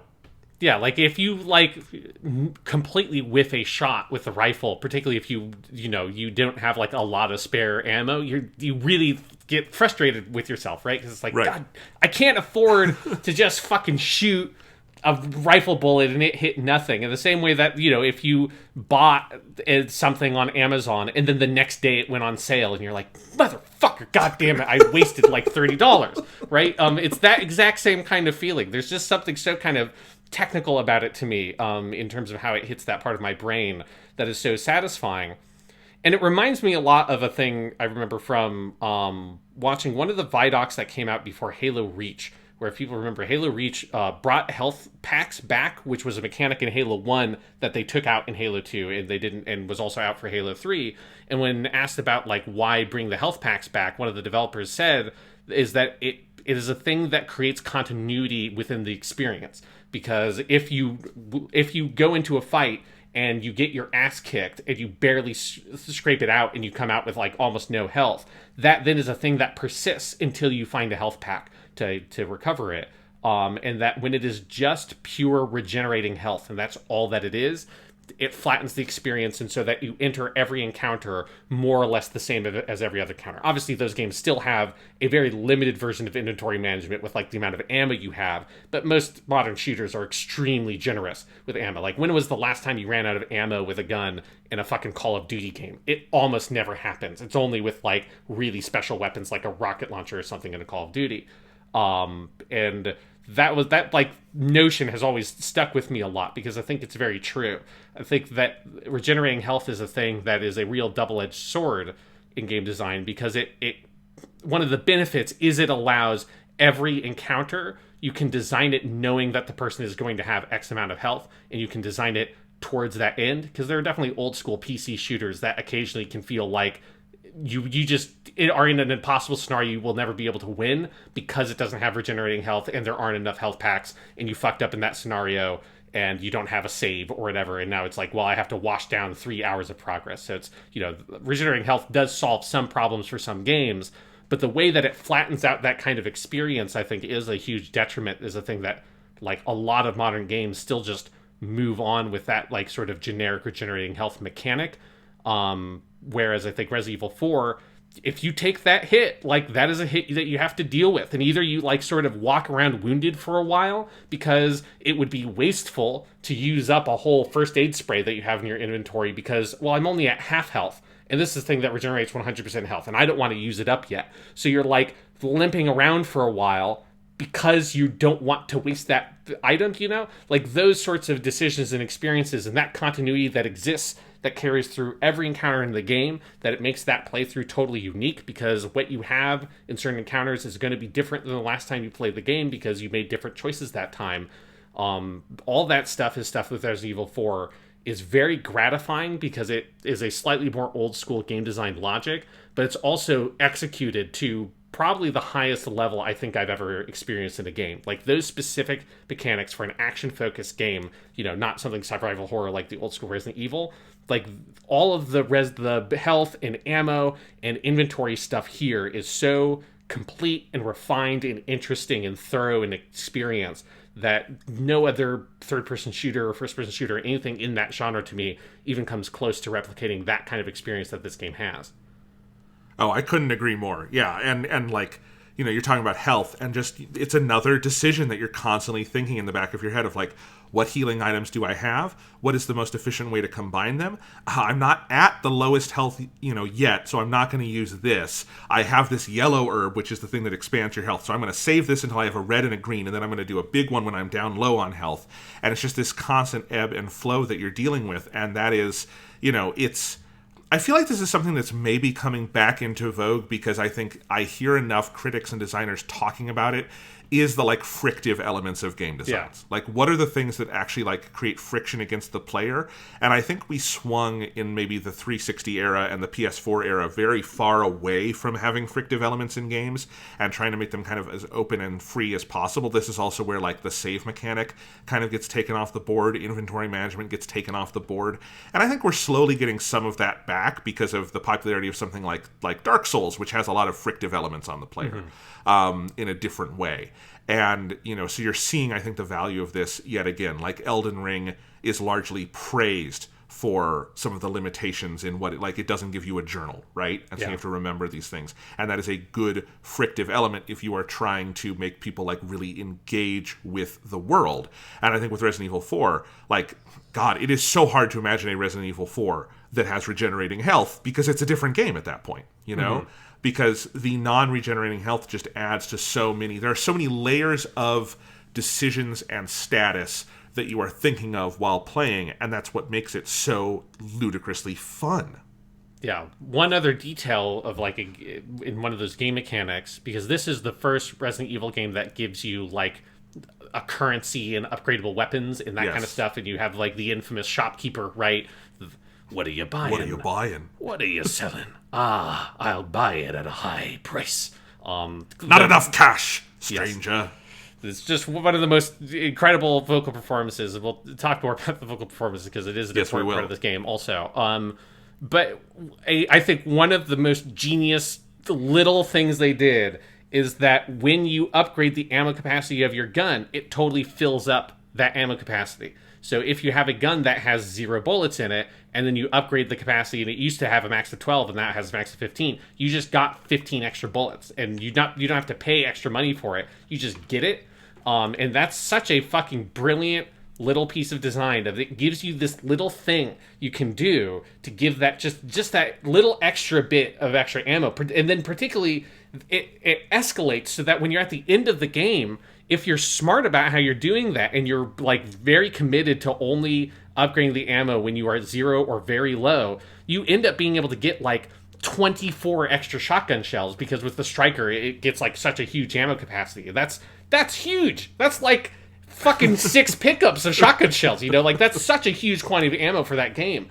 And it's such a satisfying thing. It's one of those things of it hits that sort of fiscal responsibility part of your brain that you suffer a little bit, you kind of scrimp, you're like, I'm just going to spend these like handgun shells, and then I'm going to leave the handgun at 0 and try to get through the rest of this encounter without using it, or with the rifle or whatever weapon that you can upgrade the ammo for, so that when I hit the merchant guy, I can upgrade it and get that most benefit. Or it creates scenarios like that Resident Evil Remake one with the shotgun I just said, where you really just sort of like want to go ahead and upgrade your capacity now, and you have 5 bullets left in your rifle, and you're like, I'm just gonna, even though I wouldn't normally use the rifle for this encounter because it's not that big of a deal, I'm just going to go ahead and use up these 5 shots because they feel like 5 free shots to me, because I'm just going to, if I upgrade the capacity, they would just be gone anyways.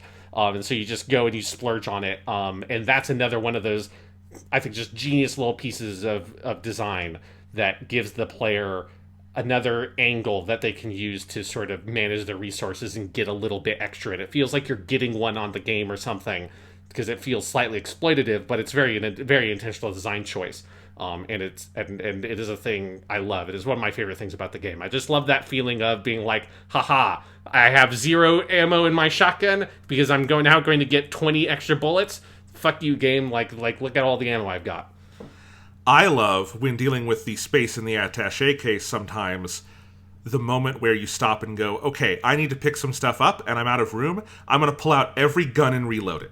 And I'm going to reload every gun, because when I reload the gun, the bullets come out of the attaché case and they go into the gun, and so then I have free inventory space. Yeah. And The gun reloading animations and sound effects in Resident Evil 4 are the best in the history of games, and I will take no debate on that. Particularly the first rifle you get, the bolt action rifle, is my favorite reload animation in video game history. Am I correct, Sean? It's amazing. Yeah, no, the whole, every step of the mechanical process and the sound design of just getting every clink and clank of the bolt and of the magazine that the bullets are in popping out and all that shit. It's it's fucking great. That's so good. The Red 9 has a great one where the bullets go in on that I don't know enough about guns, but the clip goes in, but they're all great. The fucking shotguns are great.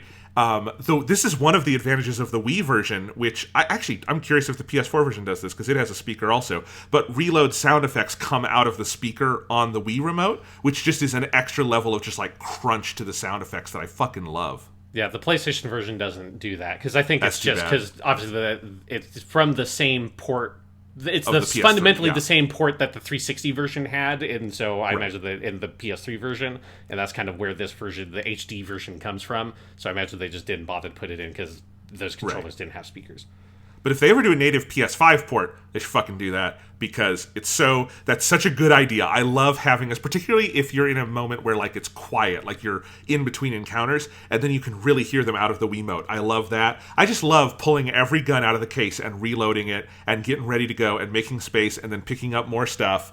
And then, of course, we have to talk about the attaché case itself, where they had the fucking ingenious idea to make it item management Tetris. Yes. Where you have it's all on, and this is an expansion of, in the original Resident Evils you do have set slots, but you don't have the arrangement mechanic in the same way, because in this one it's a grid and you can suboptimally arrange where you can't pick up a two block thing, but hey, if I rearrange I do actually have two free blocks. They're just not cotangent with each other, and so you can rearrange and do that, and I have so much fun in this game when I get to the merchant. I want to buy a big gun, and then it's I can't quite fit it yet. All right, then let's pull stuff out and let's do some item Tetris.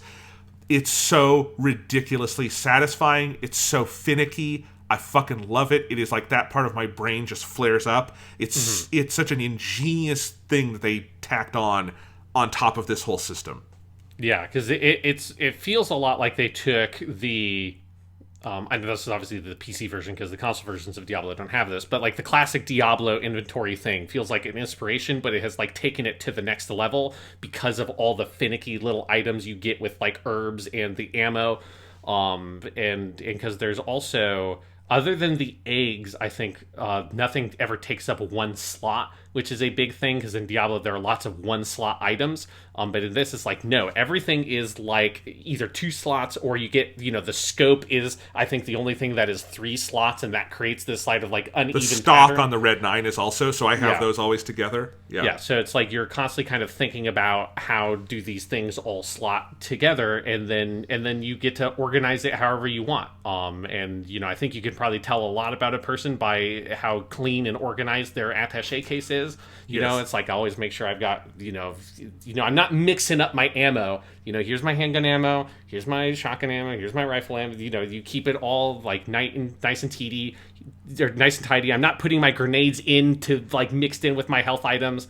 It's just everything goes in its fucking perfect place. And then you get at the end of a really big combat encounter where you've picked up a bunch of random crap, and then you get to eventually go into your attaché case and be okay, let me sort of put everything in its right place so I can kind of look at and organize and make sure I'm using this efficiently. Yeah, it is very satisfying. And it's another element in the game's just absolutely ridiculously perfect pacing, in that it's a thing you do between fights, right? Yes. It's a nice, one of the ways you can kind of cool down after a fight is to go into your attaché case and play with that, reload your guns, go to if you're near the merchant, you're going to, play with that side of things. And yeah, it's both the micro and macro pacing of the game is so good in that, how an encounter feels, and then the space you have after an encounter where you're very open to just go, explore and pick things up and arrange your attaché case. But also on the macro level, this game is constantly moving through environments and enemy types, and it never leaves you doing one thing for too long. It gives you Ashley, and then it takes Ashley away, and it's just constantly making decisions like that.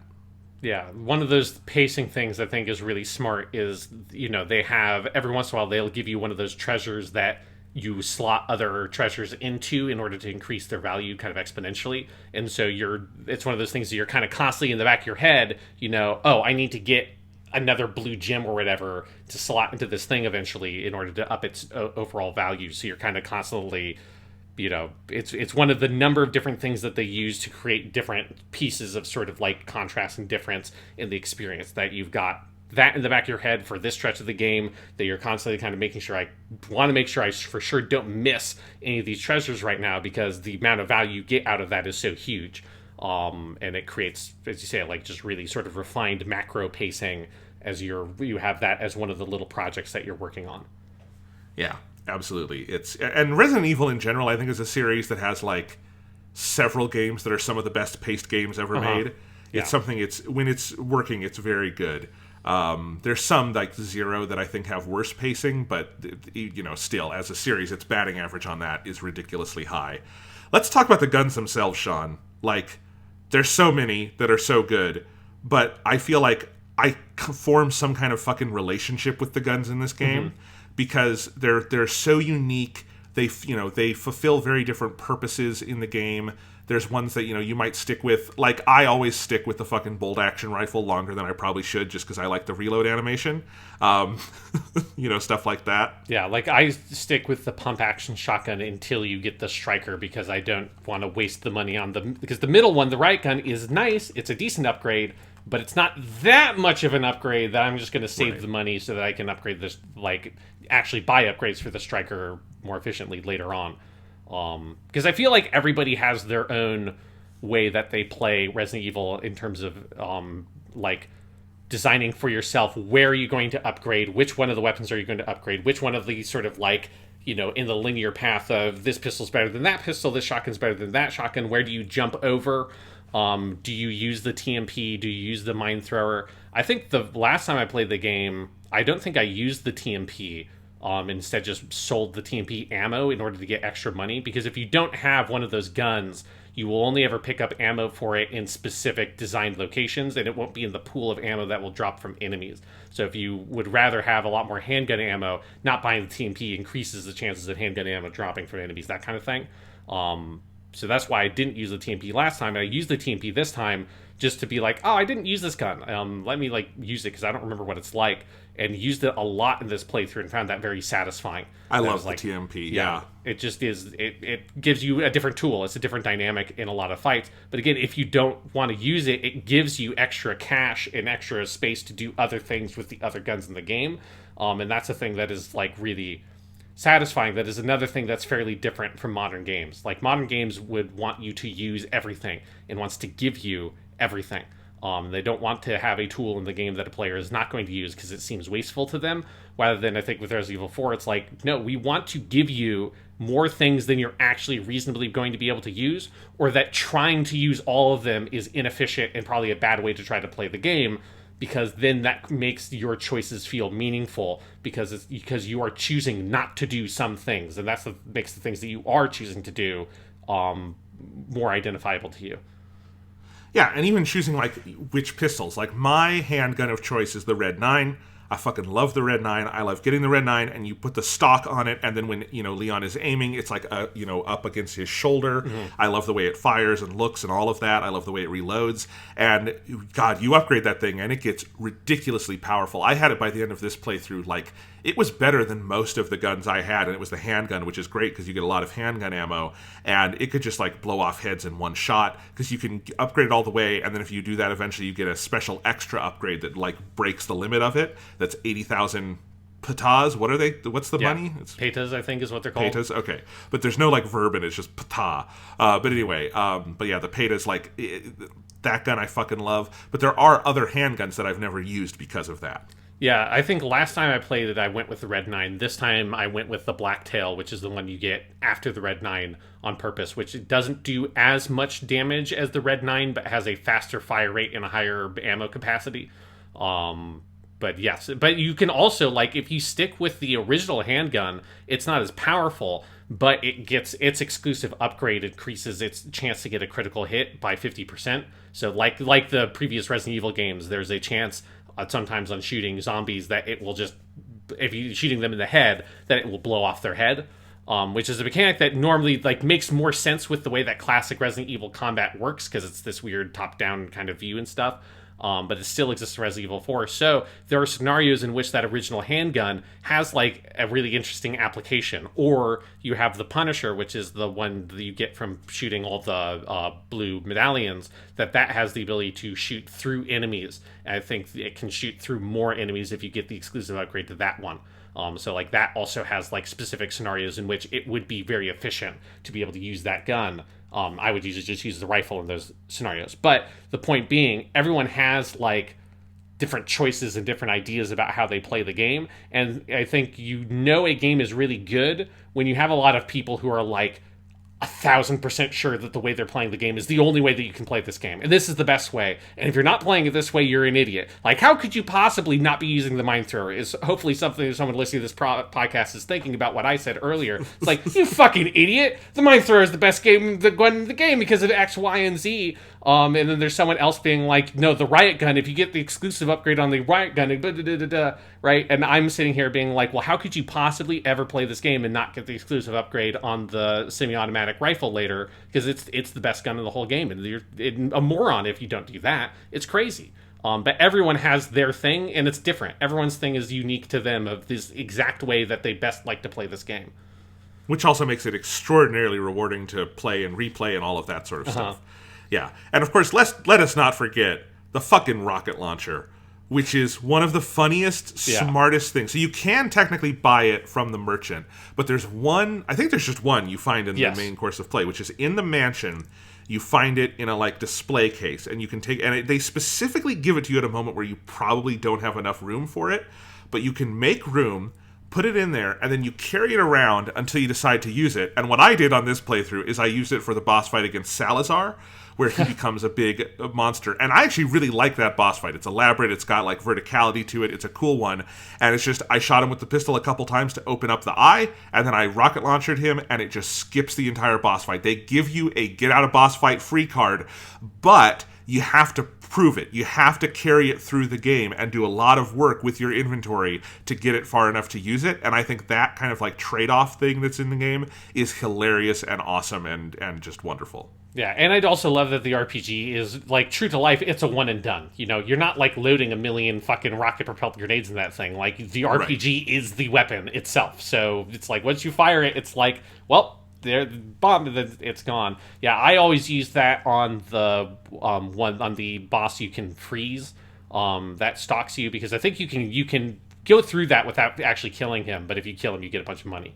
So I always use that there. Yeah, for the Salazar one... I killed him with the Magnum this time, but... I just sit there for the Salazar one and pop him with the rifle to open up his eye and then shoot him with the Magnum, because that's always also right where, you know, I do that until the Magnum is empty, and then I go buy the ammo capacity upgrade of the Magnum, and it's like I didn't use it at all. And it's like Salazar died, and it cost me nothing, you fucking little idiot. Maybe that's a good time to start talking about the story and presentation of Resident Evil 4. One of the weirdest fucking games ever made.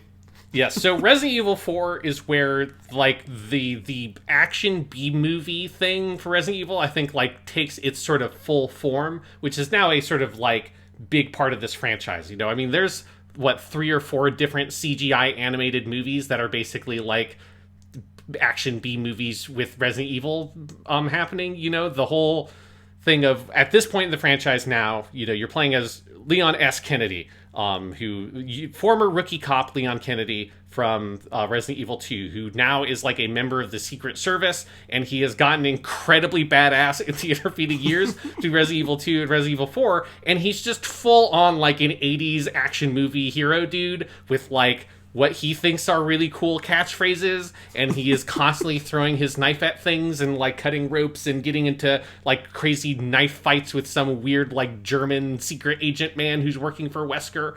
And it's utterly insane and completely ridiculous. It is very tonally different from the other Resident Evils, which are more B horror movie, and this is very B action movie. But for whatever reason, it just like I feel like it fits perfectly. It seems like it should be disgraceful or something that you have turned it into this very different kind of genre and style in terms of how they deal with some of like the story. But I think it is just amazing, and I really like that Resident Evil continues on with this, and it feels like it is one of the sort of tools in the tool chest for the franchise that they pull out every once in a while. Like Resident Evil 8 obviously goes and gets a bunch of that back in the DNA, where Resident Evil 7 was much more survival horror.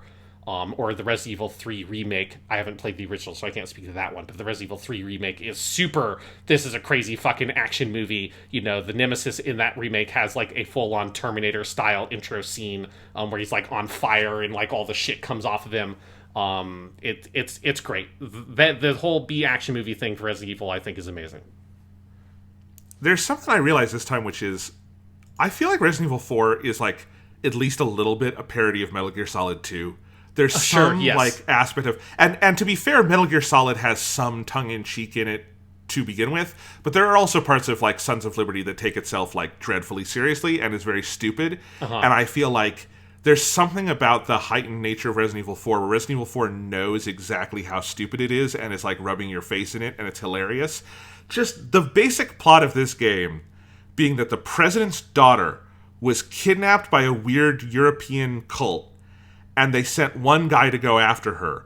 I love imagining the real world equivalent of that like Malia Obama was kidnapped, and Barack sent one guy who 5 years ago was a rookie cop to Spain to rescue her, and that's the extent of what they're doing to rescue the president's daughter, and that they constantly refer to her as the president's daughter. And when you meet Ashley Graham, she says, "I'm the president's daughter." Yes. And it's very fucking funny, and it only gets crazier from there. Yeah, no, it's so completely ridiculous. And it is also, it's notable that, you know, this is the first time they go away from zombies specifically. You know, they're not zombies, they're the Ganados, and it's Las Plagas. So it's these like sort of parasites or whatever. Leon and Ashley get infected by the parasites, which is one of those things I know was one of the only things that was consistent in the very sort of weird development of Resident Evil 4 is that it was always, at some point, Leon got infected by the thing. Whether it was the T-virus when it was more Umbrella focused, or now it's Las Plagas. But yes, it has that, you know, the President's Daughter thing is very much part of that B action movie feel, that it's always something like that. There's some, you know, high value target. It's like the president himself or something like that. And, you know, like Leon isn't actually in retirement, but it feels like 5 minutes before the game started, he got called in by the president, by Hunnigan, and Leon's like, you know, I'm out of this world. And it's like, I need you, just one last mission, Leon. You're the only man I can trust to save my daughter. You know, basically like the beginning of Obi-Wan Kenobi, right? Like that's like kind of what I imagine in my head. Even though obviously that's not what happens, but it is so tonally in line with how this game approaches its whole deal with Leon and his mission and the president's daughter and fucking Lord Sadler and all this shit. And it is just so deeply, profoundly silly in that way as you go along. You know, you have a castle run by this little, you know, Lord Salazar guy who is like this angry dwarf. You have Lord Sadler is absolutely ridiculous. You have all these silly cutscenes where, like, you know, part of the pacing of the game is that you have periods where Ashley is with you and periods where Ashley isn't with you, but that means Ashley has to get kidnapped 5 million times, and they do it in increasingly ludicrous, silly ways that are, like, clearly, like, lampshading the stupidity of the entire plot. That's another thing that's just, it's hard to imagine a major AAA release today taking the piss out of itself as hard as Resident Evil 4 does. The closest I could imagine is something like Doom 2016 and Doom Eternal.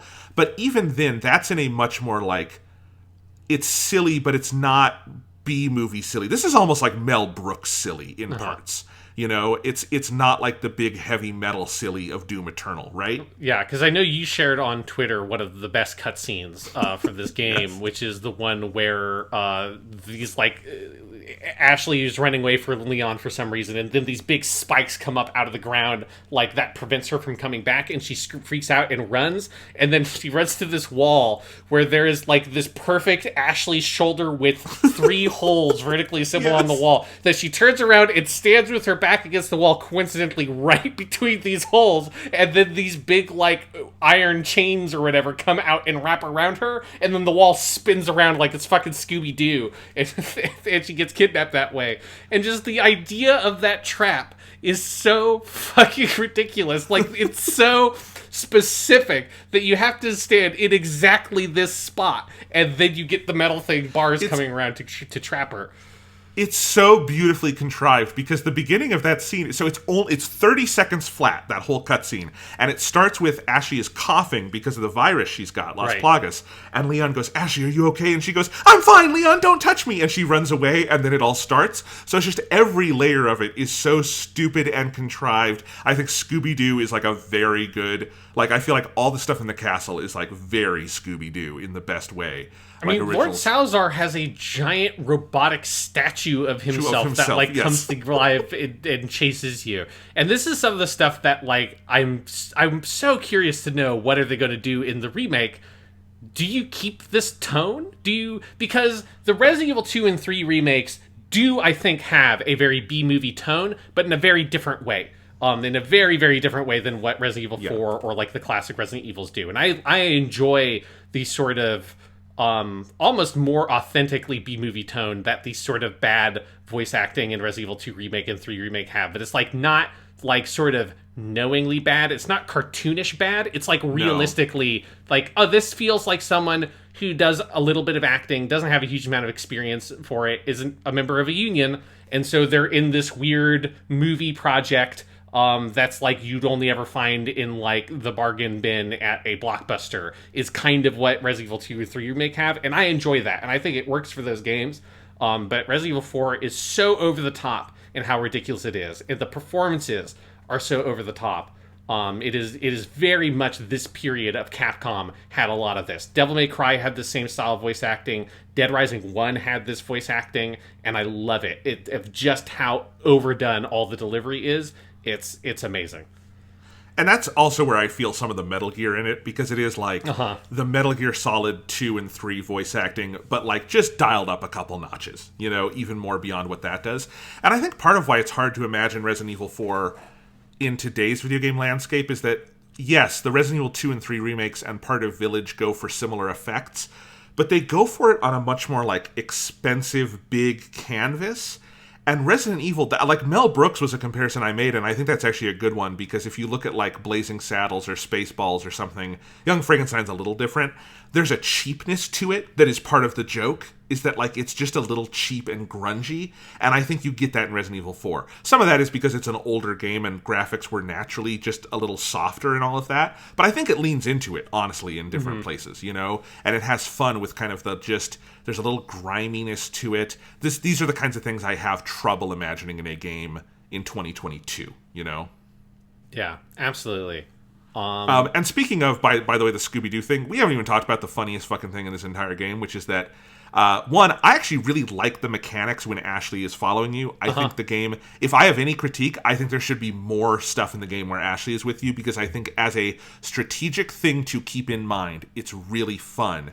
But the best part about it is that you can tell Ashley to go jump in a fucking dumpster, and she'll go in the dumpster, and then when you say, the fight's over and you say, come out, you press whatever button it is on whatever version of the game you're playing, and it cuts to her popping out like a jack-in-the-box out of the dumpster, and it might be the best animation in the history of video games. Yeah, it is incredibly good. It's so funny. And I agree with you that I do think that Ashley should be in the game more. It kind of feels like they wanted to, but like if you were around at, in that time in the PS2 era, like there was such a sort of like stigma around escort missions, which is a thing that like just doesn't even really exist anymore.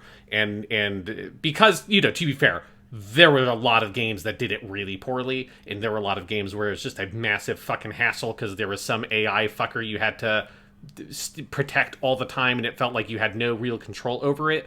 And so I remember some of the ways that Resident Evil 4 was talked about at the time made it sound like Ashley and that stuff was like a huge part of the game. And people were like, as with anything, people get weird about video game shit, and you'd have Xbox fanboys or whatever because the game didn't come out over there, being like, oh, I don't need to play Resident Evil 4. It's just one big escort mission. And that was like a thing that people would say. And it's not a big part of the game. It's like maybe 5% of the playtime. Like, it is really a small section that you actually have her directly with you and you have to protect her. And I wish it was a bigger thing because it's well integrated. It is not a frustrating AI thing because she's with you all the time. If she's getting hit, it's because you're getting hit. Or you left her behind in a place that's really dumb. And any of the more complicated encounters that they give you, that Ashley is there with you, there's a fucking dumpster right there. You just put her in the dumpster, deal with your shit, press the button, and she pops up like it's a game of whack-a-mole, and you move on with your life. Yeah. It's honestly, it's great. It goes in with your health and your inventory management as things to like actively consider while you're playing. There's one of my favorite encounters is this area in chapter 2 where you're kind of in the swamp area and you're going through, and there's a couple of points where you can put her in a dumpster because it's a linear kind of path through. There's some verticality. You go up the ladder and there's like an elevated part, and then you go back down, and it's a really challenging series of encounters, but kind of like where you're going to pull Ashley out and have her come because you can't leave her too far behind. All of that is well considered, and I think escort missions are also like, look, we have all played very bad escort missions. I remember a lot in the PS2 era that were just genuinely terrible because you would often get killed by no fault of your own. So you do want to be careful with it, but it's one of those things that can be fun if done well. And you're right, it's another thing that's just kind of been taken off the table. You do have games like The Last of Us where someone is with you for the whole game, but there is no mechanic around protecting Ellie in The Last of Us. She takes care of herself, and in fact helps you. She takes care of you by giving you items and stuff. It's a very different mentality.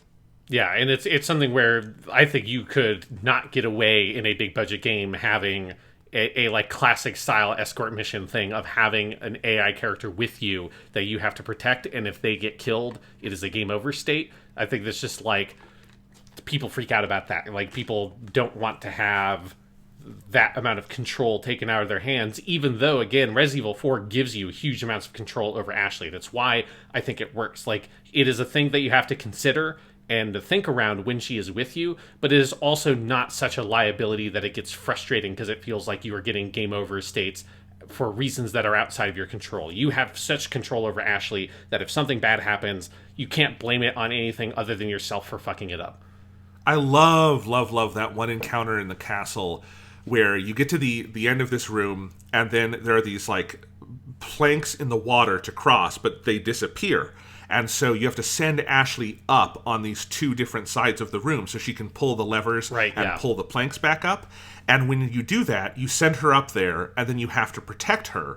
And there are Plagas coming, or Ganados coming for her up there, and they're coming down for you. So you have to have your rifle out basically for the ones that are up with Ashley and make sure she's not getting hit by them. And then, I usually would switch down to my shotgun because I don't have enough time to like aim the shots really when they're coming up on me because I'm mostly focusing on Ashley. So then I'll go to my shotgun and I will just blast away whoever, and then I'll go back to looking at Ashley. And it's very tense, it's very stressful, and it's very fun, and it feels very rewarding when you get through that encounter. Yeah, it's a good example of like a lot of the pacing in the game is that they do at key moments have very different style encounters. Because I'm with you, I think that is probably my favorite one of where Ashley goes off on her own. But there are multiple ones where she has to go like hit some levers or something, and you are there and have to either defend yourself or protect her. And it adds a different dynamic to the fight sequence. Yeah, and I even like that in that sequence, you can. Actually, this is true throughout the game. You can just shoot and kill Ashley if you want and fail the game. But I like that, like, if she's getting picked up by one of the Ganados and being carried away, where she goes, Leon, help! That whole thing. Yeah. Help me, Leon. You can, if you miss the shot, you could just kill her. Like, I can have the, like, fucking, if I have my bolt action rifle and it sways a little bit and I fire at the wrong moment, I'm aiming for the head of the Ganados, but I accidentally hit Ashley in the back and I've shot her through the spine, and the end of that, the game's over. That's a fun little twist to have to think about. I like that. Yeah, it feels like they fully consider her in like how she interacts with the rest of those mechanics. Because so you can imagine a lot of games that's just like, you just hit, like they become one big target when she gets picked up, and you hit somewhere on there, and then she gets dropped, and then you can go on with your life. I know, I remember this because I totally forgot it at one point, and I had pulled out my TMP and just started spraying, and I just killed her. I love the idea of Leon taking out a fucking, Uzi and just spraying, nondescriptly at them and just kidding Ashley. It's great. Yeah, I definitely nailed Ashley with the sniper at one. I think it was the one where she is, I think it's after Luis, or Lewis as they call him, dies. Yeah. And she's like in this lower platform, and she has to go hit switches, and she got grabbed by one of them, and my shot was a little bit to the left, and it's like, okay, that 100%, it shot her clear through the head, and I was like, yep, that's on me. Yep. Sorry, Ashley, let's just reload that save, pretend that never happened. Talked about Lewis. No! Talked about Lewis. I love Lewis. Two things around Lewis I wanted to mention. I love the encounter where you're in the cabin with Lewis, and they're coming in through the windows, which I feel like that is the origin of Call of Duty Zombies, is trying to recreate that scene. Yes. Right? And that scene is better than any Call of Duty Zombies. It's so good. I love that encounter. Lewis's death is also the funniest thing in the game, because he comes in just randomly in one scene and goes, "Leon, I got the cure!" And then the door opens and he just gets impaled through the chest by Sadler's, arm. Oh my god, it's so funny. Yes, and then him lying on the ground bleeding, and Leon, "Lewis, no!" I love that everyone insists on calling him Lewis, even though he's from Mexico, and his name is spelled Luis, and he is clearly named Luis. Like, yes. It's like, he's not from fucking, like, Montana, Yeah. Like, come on, guys. That's great. I love also when you have a dead body like that, you can just go over and look at it and, press the, look button, and then Leon will say, he's definitely dead. And the text that you get is so good. Yeah, so I was like, I will avenge you, Lewis. Because this game also still has some, remnants from earlier Resident Evil where there's, various pieces of text-based storytelling that you'll pick up in the environment. That's something that I feel like is coming back into style in, getting you your lore dumps through some text you find around the world. I always love that in games. Yeah, but there's a lot of, you walk up to this dinner table and you can press a button and you get this poetic description of, you smell the must of the ancient dust that has settled on this table. How many years has passed since someone has used it? I wonder. Question mark. It's a lot of that kind of stuff. It is great. I don't know if you've ever played, we can talk about it more later, Separate Ways, which is the Ada campaign. That one is fun because Ada's text is, there's some really funny moments where when you're I remember specifically when you're on the farm early in the game, you can go there as Ada too in Separate Ways. Yeah. And they still have the treasure there that you shoot down and it falls into the well. And if you're Leon, he goes and picks it up. But if you're Ada, you go to pick up the treasure you just shot down, and she goes, "That's filthy. I'm not touching that." And it's just such a great little characterization of Ada versus Leon through the text. A lot of smart stuff like that. Yeah, a lot of stuff like that. I want to point out some of the lines of dialogue, because I have pulled up Resident Evil 4 on WikiQuotes, because one of the best things about, as we're talking about all this story stuff in the writing, is you have, and this connects to your Metal Gear Solid comparison, you do have this, video walkie-talkie. I don't know what the technology is, because it doesn't look like it has a video screen on it, but then you get presented this, very Metal Gear Solid-esque video screen with people talking to you. And early on is Hunnigan, your, agent or whatever, and then she just sort of, disappears until the very end of the game. But then at a certain point, you're getting a lot of little tete-a-tetes between Leon S. Kennedy and either Lord Salazar, or my favorite ones are all the ones with Lord Sadler. And Leon gets the worst fucking one-liners ever, but it's always delivered like he just said the sharpest, smartest, fucking cool comeback possible. And there's just a shit ton of these. So one of them is, Leon says, I have these up if you want to do any of these together. Sure, it might be a little hard to organize which ones we're both looking at. No, it's okay. Go ahead. Yeah. So Leon says, "I hate to break it to you, but Salazar's dead." "Yes, it seems that way." "Sadler, why don't you give up and let Ashley go home?" "Perhaps you are disillusioned with overconfidence just because you killed my small-time subordinate."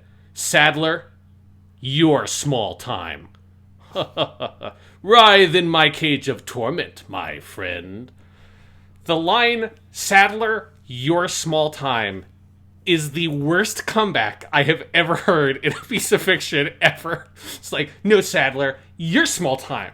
No, Leon, you're small time. No, you're small time.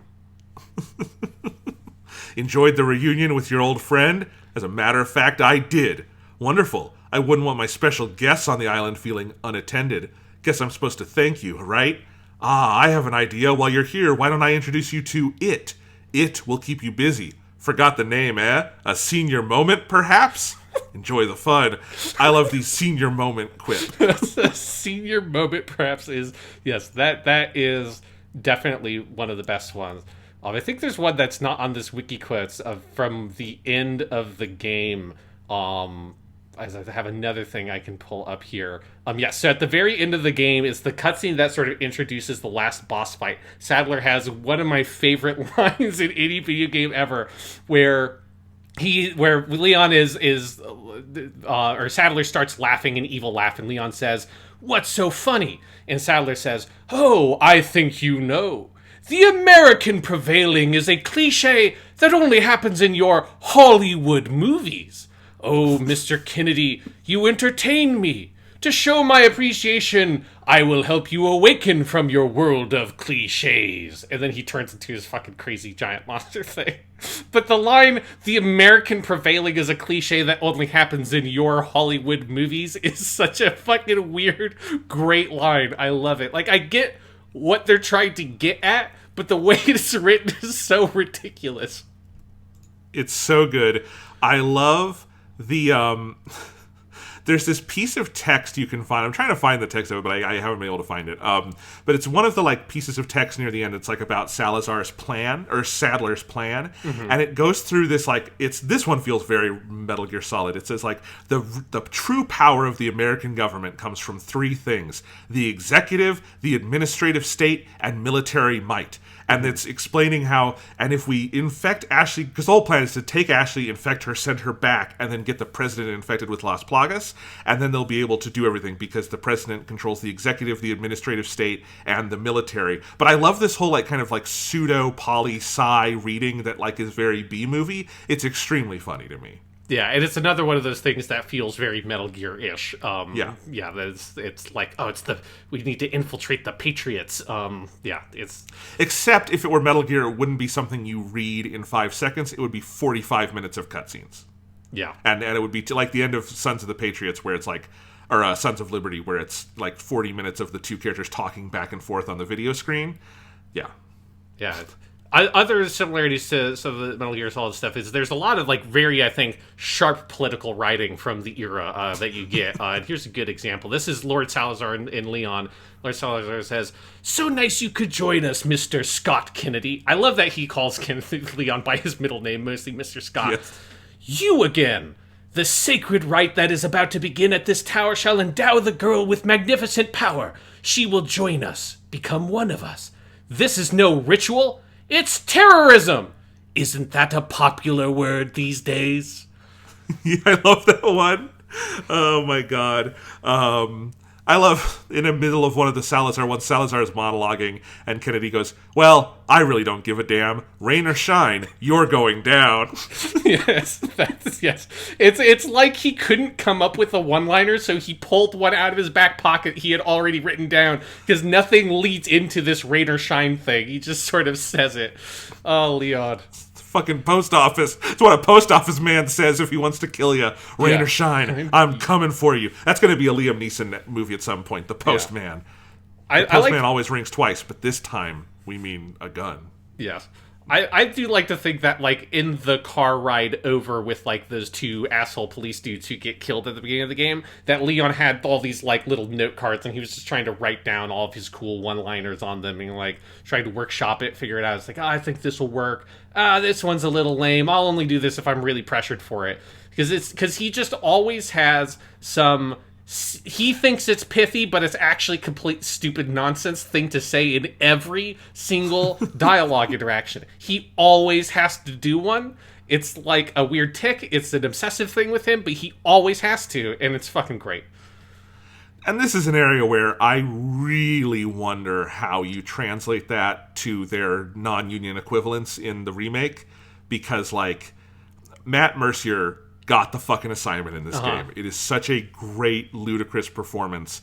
And, like, I am fine with Leon's voice in Resident Evil 2, the remake, but if it's the same guy in 4, I don't know. It's hard to imagine that working as well. You know, it's such a specific thing this game is going for. Yeah. I mean, you have what is, to me, an incredibly memorable line of dialogue, and it's something where, you know, like, Ashley, I think, is treated in a fairly weird way in this game in, like, a sexual sense, but it's so ridiculously B-movie that I, like, doesn't really bother me, because you have that fucking line by Lewis early in the game where the first time he meets Ashley, and I remember this being in, like a bunch of shit on, like, G4 and X-Play and stuff. Like, forever, this line has always stood out to me because it's so ridiculous, where he says, "Oh, I didn't realize that the president equipped his daughter with ballistics." And she's like, "What does my form have to do with this?" It's just like that. You could just so easily imagine that exact line being in a movie like fucking Commando or some shit with Arnold Schwarzenegger, you know? Like, it knows exactly the kind of writing it needs to be for this absolutely insane fucking action bullshit movie it is. I want to do the exact lines because it's fucking great. "Small world, eh? Well, I see that the president equipped his daughter with ballistics, too. How rude, and I don't believe there's any relevance with my figure and my standing. Who are you?" "Whoa, excuse me, your highness. Perhaps the young lady might want to introduce herself first before asking someone his name. Her name's Ashley Graham, the president's daughter." I love that. Yes. Yeah, and that's where Leon calls her cool, and that's where she gets the crush on Leon. Don't worry, she's cool. Yeah. Yeah. Oh, man. It's, because you're right. It's kind of weird and pervy, but it's so silly that, like, it feels much more like a parody of fan service than actual fan service to me. It's too ridiculous to even take seriously enough to be upset with it, to me. Like that line is so insane. I see that the president equipped his daughter with ballistics too. It's just fucking, what is that? That's another place where it feels like it's taking the piss out of Metal Gear a little bit, because Metal Gear would be doing that seriously. Metal Gear would just be demeaning the women. And yeah. So there you go. You know, you have a little interaction between Leon and Hunnigan at the end of the game, where he starts flirting on her. Obviously, like, "Thanks, you know, you're kind of cute without those glasses. Give me your number when I get back. May I remind you that you're still on duty? Story of my life." Yep. So good. You know, we have not talked about the masterpiece of a character who is Jack Krauser, who comes in at the end of this game as, like, the jacked up Dolph Lundgren of this game. Yeah. And immediately has all these crazy... It's one of my favorite cutscenes in the game is the knife fight he and Leon have, which involves a bunch of QuickTime events. And it's just the most insane, wonderful choreography. Like, this is a game where you're like, oh, right, this came out after The Matrix, because there's a bunch of Matrix stuff in it. You know, and Resident Evil has always done this. Resident Evil has always been kind of a cultural sponge with, like, you know, taking stuff in. Like, say, up to Resident Evil 7 is taking in a bunch of stuff like PT and some of the modern, like, found footage horror movies and all of that. But, like, this one is pulling a lot from The Matrix. And I love that whole thing with Krauser. I love the boss fight with him. It's that big arena where you have to get all the emblems, and you just, you know, pump him full of lead, and he runs away, and then he comes back, and it's just so fucking ludicrous.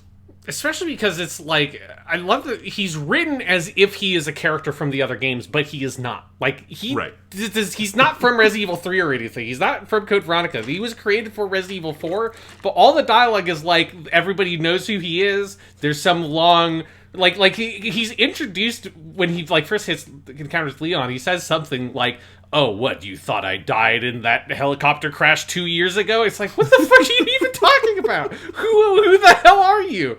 It's just it's another one of those things that it feels like it's just a generic B action movie that in some way Leon and him were part of, like, some secret agent. Like, was he also a Secret Service dude? Was Leon the part of the fucking, like, Navy SEALs or some shit at some point? Like, how did they know each other? What relationship did they actually have? Knowing what we know about Leon's backstory, it makes no sense, but he has to have the, like, ex-comrade character who's been tempted by his, like, greed and ambition over to the evil side.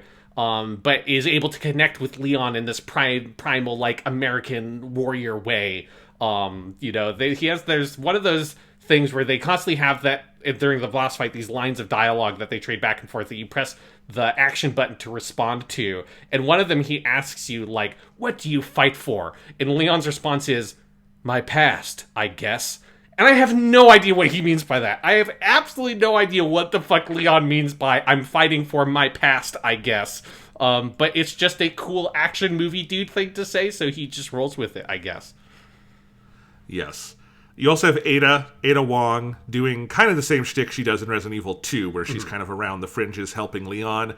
And then, of course, she has her own side campaign here, and you can play her as the mercenaries. I've always been kind of surprised they've never done, like, an Ada-centric game. She is one of the 4 in Resident Evil 6, but no one cares. But yeah, like, Ada Wong is always a fun character to have around. Yeah, she's the kind of classic femme fatale thing here.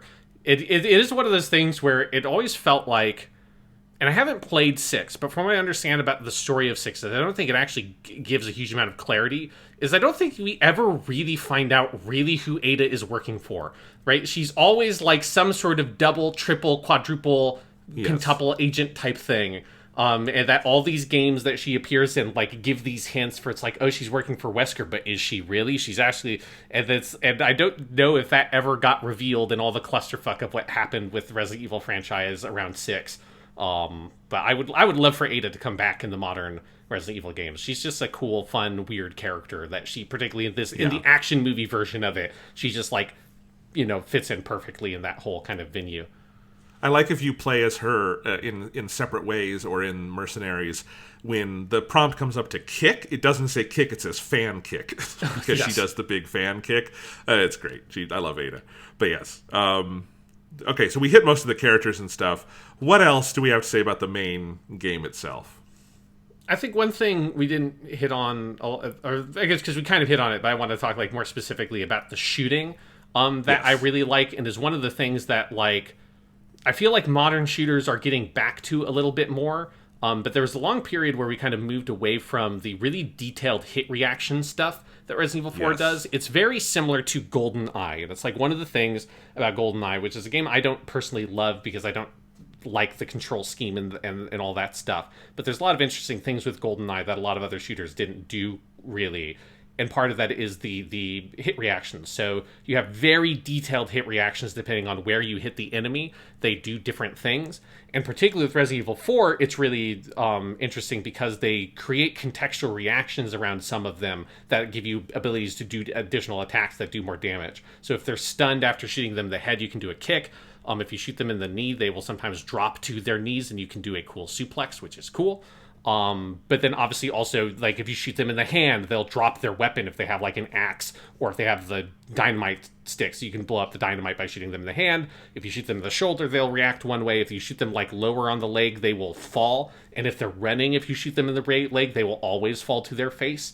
And that's one of those things about the shooting that is extremely satisfying, is that the enemies in Resident Evil 4 are fairly bullet spongy by modern shooter standards, but they are, one of the reasons they are engaging to fight is because you can create strategies around where and how you're going to shoot them, and it's not just about going for a headshot 100% of the time. That's not always the most efficient way to deal with enemies.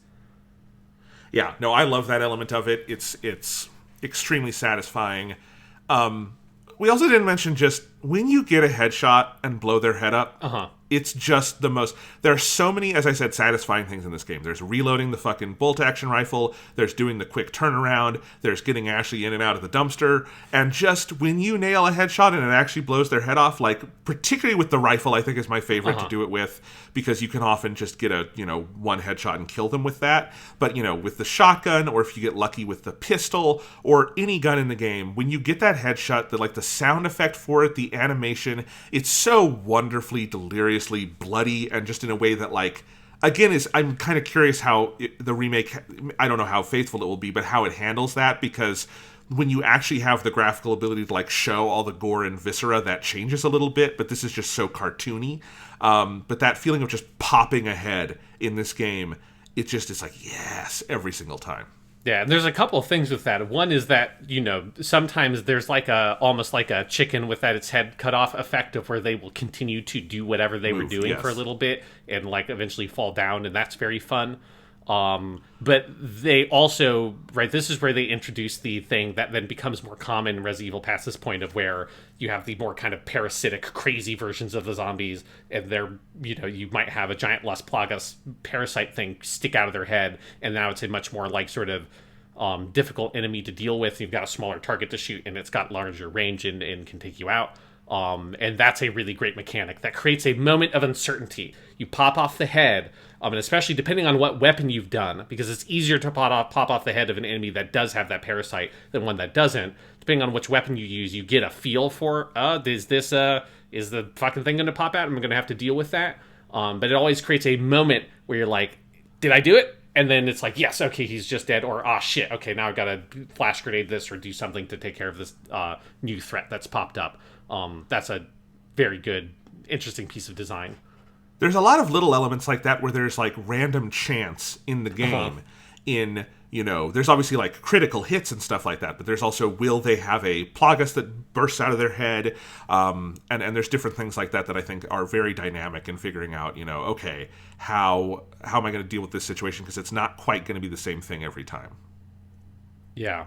Kind of in that same sort of vein, I think my favorite enemy in the game that they introduced very late is the Regenerators, which is one of the few things in the game that is like fully actually feels like is like a horror game thing. Most of this game is like has a horror aesthetic, but it's very actiony. But then late in the game, they introduced the Regenerators, which are the big weird enemies that have the parasites on their body that you can only see through the infrared scope. And that they are invulnerable unless you blow up their parasite things, and then they have this like very like husky breathing noise they make when you enter an area where they are, and those enemies are like really freaky. And I particularly remember when I was younger, because I only played the game myself when I got the Xbox 360 version, but when I had a friend, this is the same friend that I played Resident Evil 5 with at a later point. His older brother played the game on PS2, and I remember watching that when I was at his house, and he was at this area, and it fucking freaked me out, because it's like, Jesus, these things, and now it's relatively quaint because of the way that graphics have moved on and stuff like that, but at the time, Resident Evil 2 was one of the best looking, most realistic looking video games on the market, and so you had these like weird fucking monsters that breathed at you, and you had to like frantically try to shoot these little moving red spots on their body as they slowly lumbered towards you. Like, what a great, weird, creepy piece of enemy design that is. Yes, and they're challenging, right? Yes. Because you have to get that scope, you have to do it with the rifle, it really challenges the, like, plant your feet thing, because they're coming at you, and you have a lot to shoot before they get to you, so there's just a lot of, like, risk-reward to it. No, I love those enemies. They're very difficult. I totally fucked up on this run, where I just kept the bolt-action rifle, because I loved the reload on it so long until I got to them, and then I realized, oh shit, I should have the semi-auto for this one, because if you have to go back out and then zoom back in every time, these things are really tough to fight. So That challenged me. I mean, that's a long time to go with the bolt-action rifle. Jesus, like that's most of the game. It's the kind of thing where, like, I've played this game before, let's just have fun with it, And, I mean, because there's all sorts of fun challenges I could imagine doing with this game. Like, do a run, like, only with handguns or something, Like, there's a lot of fun things you could do with it. Yeah. But anyway, I think it's also worth saying what a complete package this game is, because you have the game itself, which is such a fully fleshed out campaign. You're not going to finish it feeling like, man, I loved those shooting mechanics, but I feel like it didn't fully use them. It uses all parts of the Buffalo. You really get to know it. And yet, on top of that, there is the Mercenaries mode, which was there from the beginning, and then added in the PS2 version, there's separate ways. There's always been New Game Plus, where you can go back in with the guns you already acquired and, like, keep playing. There's professional difficulty. It's just, like, you can have... Like, I'm going to keep playing this. I've got the Wii set up, and I'm still playing through the Mercenaries, because that's really challenging and very fun. I might do a playthrough on a harder difficulty. Like, it's just a game that really... It's from that era of, like, this or a Halo 3 or something, where you're like, oh, this came out as the fucking complete version of itself. Yeah. We don't quite get that all the time anymore. Yeah, and one thing that is gratifying about it is, even though they moved Resident Evil into a fairly different space in terms of game design and stuff, that they kept that like replay mindset that has always been a part of the franchise. That Resident Evil has always been a game about replaying it multiple times, and it's always had multiple elements and mechanics and difficulties and things like that built in around the idea of you playing the game through multiple times. Because the mechanics are so rich, and those pacing style mechanics we talked about in terms of all the different weapons you can get and how you are saving up your ammo and stuff, is particularly for me. I remember the first time I played the game and then going back and do the new game plus, going into those early areas and being like, oh, I could just kill literally all these people for about an hour just with the knife. It's not until you get to the village that it then becomes like, no, there's enough enemies that you really need to start shooting them. But you can go like very far into the game early on, way earlier than I would have thought the first time I played it, and not even shoot a fucking gun because the enemies are so slow, and you have learned how to manage their reactions and stuff well enough that I can just use the knife, cut them in the head with the knife, kick them, do my thing. And that's... The game has a lot of stuff like that as you do multiple playthroughs, you really learn how to play it much more efficiently. Yeah, exactly. You can shoot the crows and get stuff. We love that they brought that back for Village, and we loved it. I love shooting things in the environment to like get treasure, where you see a little sparkle and then you go up and aim at it, because just the very act of aiming in this game is fucking satisfying. So there's all of that. There's finding the different treasures and putting those together. We talked about all of that. It's just every single inch of this game is rewarding and brilliant and fun, and it's the complete package. This game is 17 years old now, right? Yeah, it's 17 years old now, and it hasn't aged. Like, it's aged in the sense of, like, graphically in some ways, and games don't play like this anymore, but games didn't play like it at the time either. It is on an island. It is its own thing. Yeah, it's one of the things that has helped it, I think, age really well, is that, this is just what like, no game is like this. No game has done this better than Resident Evil 4 in a way that, I haven't revisited Gears of War 1 or anything in a while, but I imagine if you do, you probably feel like, oh, the way cover works is pretty old, right? We don't usually do the cover button and that kind of stuff anymore, because we've gotten to the point with cover systems that are complex enough that the game can identify that you're in cover, regardless of whether or not you've hit the button and that kind of thing. I imagine some of that stuff probably starts to feel a little bit like crusty in a mechanical sense, because it has just been refined better, because the technology on how to execute that mechanic has improved. But nothing has done the Resident Evil 4 stuff better. They tried it with Resident Evil 5. They kind of fucked it up. It's not a terrible game, but it's nowhere near as good as 4. And then nobody made another game quite like that ever again. Resident Evil 5, which I think I've replayed more recently than you have. Yes. I mean, I played it when it came out in like 2009. So yes, you've played it more recently than me. I played it last year with my brother. If you have someone to play it through with you in co-op, 5 is worth playing. It is one of the most in-depth co-op experiences ever made. I would like with a Portal 2 co-op, or like It Takes Two or something. Like, it is a game built around co-op, and that element of it is fairly well done. I think one of the things that holds 5 back is that I feel like it's using the mechanics from 4 as a holdover, and sometimes it feels like it doesn't want to be using them, and I think that's it doesn't, like, 4 is so fully embraces its mechanics that even though there's definitely, if you play 4 today, there is a 10-minute adjustment period, I think, to like get used to this game plays very differently. But then because the game is so embracing of that, you get into it very quickly, and it feels like the easiest game in the world to control. 5, I think, has more friction there that is unintentional. So, yeah. I would agree, based on my memory of playing it co-op fucking 10 plus years ago. 5 also does have wonderful things like Chris beating up a rock, a giant boulder, until he smashes it. You've got all the shit funny. With Wesker in that game is fucking amazing, from what I remember. Like, he's just fucking crazy. It's very wild, yes. That game's also kind of racist, because they tried to do the we did 4 in Spain, so let's do 5 in Africa, not realizing that there's some implications to that. Anyway. They also do weird shit with Jill in that game. Yes, they do. It's very weird. Anyway, but 4 is great. Have you played Separate Ways? Yes, although I haven't replayed it for this. I played it back in the day, because there's Separate Ways. Yeah. There's also, I think this was added in the HD version on the 360 and PS3, is there's an Assignment Ada thing, which is a smaller scale, like, additional. That was actually always there. That was in the Was GameCube it? version, and Separate Ways was added in PS2, because Assignment Ada is like a non-canon, smaller version of that, and then for PS2, they had some extra months, and they made Separate Ways as like a fully fleshed out Ada campaign, because Separate Ways, if you don't know, it's 5 chapters, it's about a 5-hour campaign, and you go through a lot of the same areas that Leon does, but it like intersects with the story. Assignment Ada was there from the GameCube. Okay. Yeah. Well, I have played all of that stuff. I just have not played it replayed it since I played it originally. I don't know if I'd ever finished Separate Ways, but I played it for this, and it is fun. I think the first 3 chapters are good, not great, and then I think chapters 4 and 5 are really good because they have more unique areas and stuff that are not necessarily what you did with Leon, and they're really fun.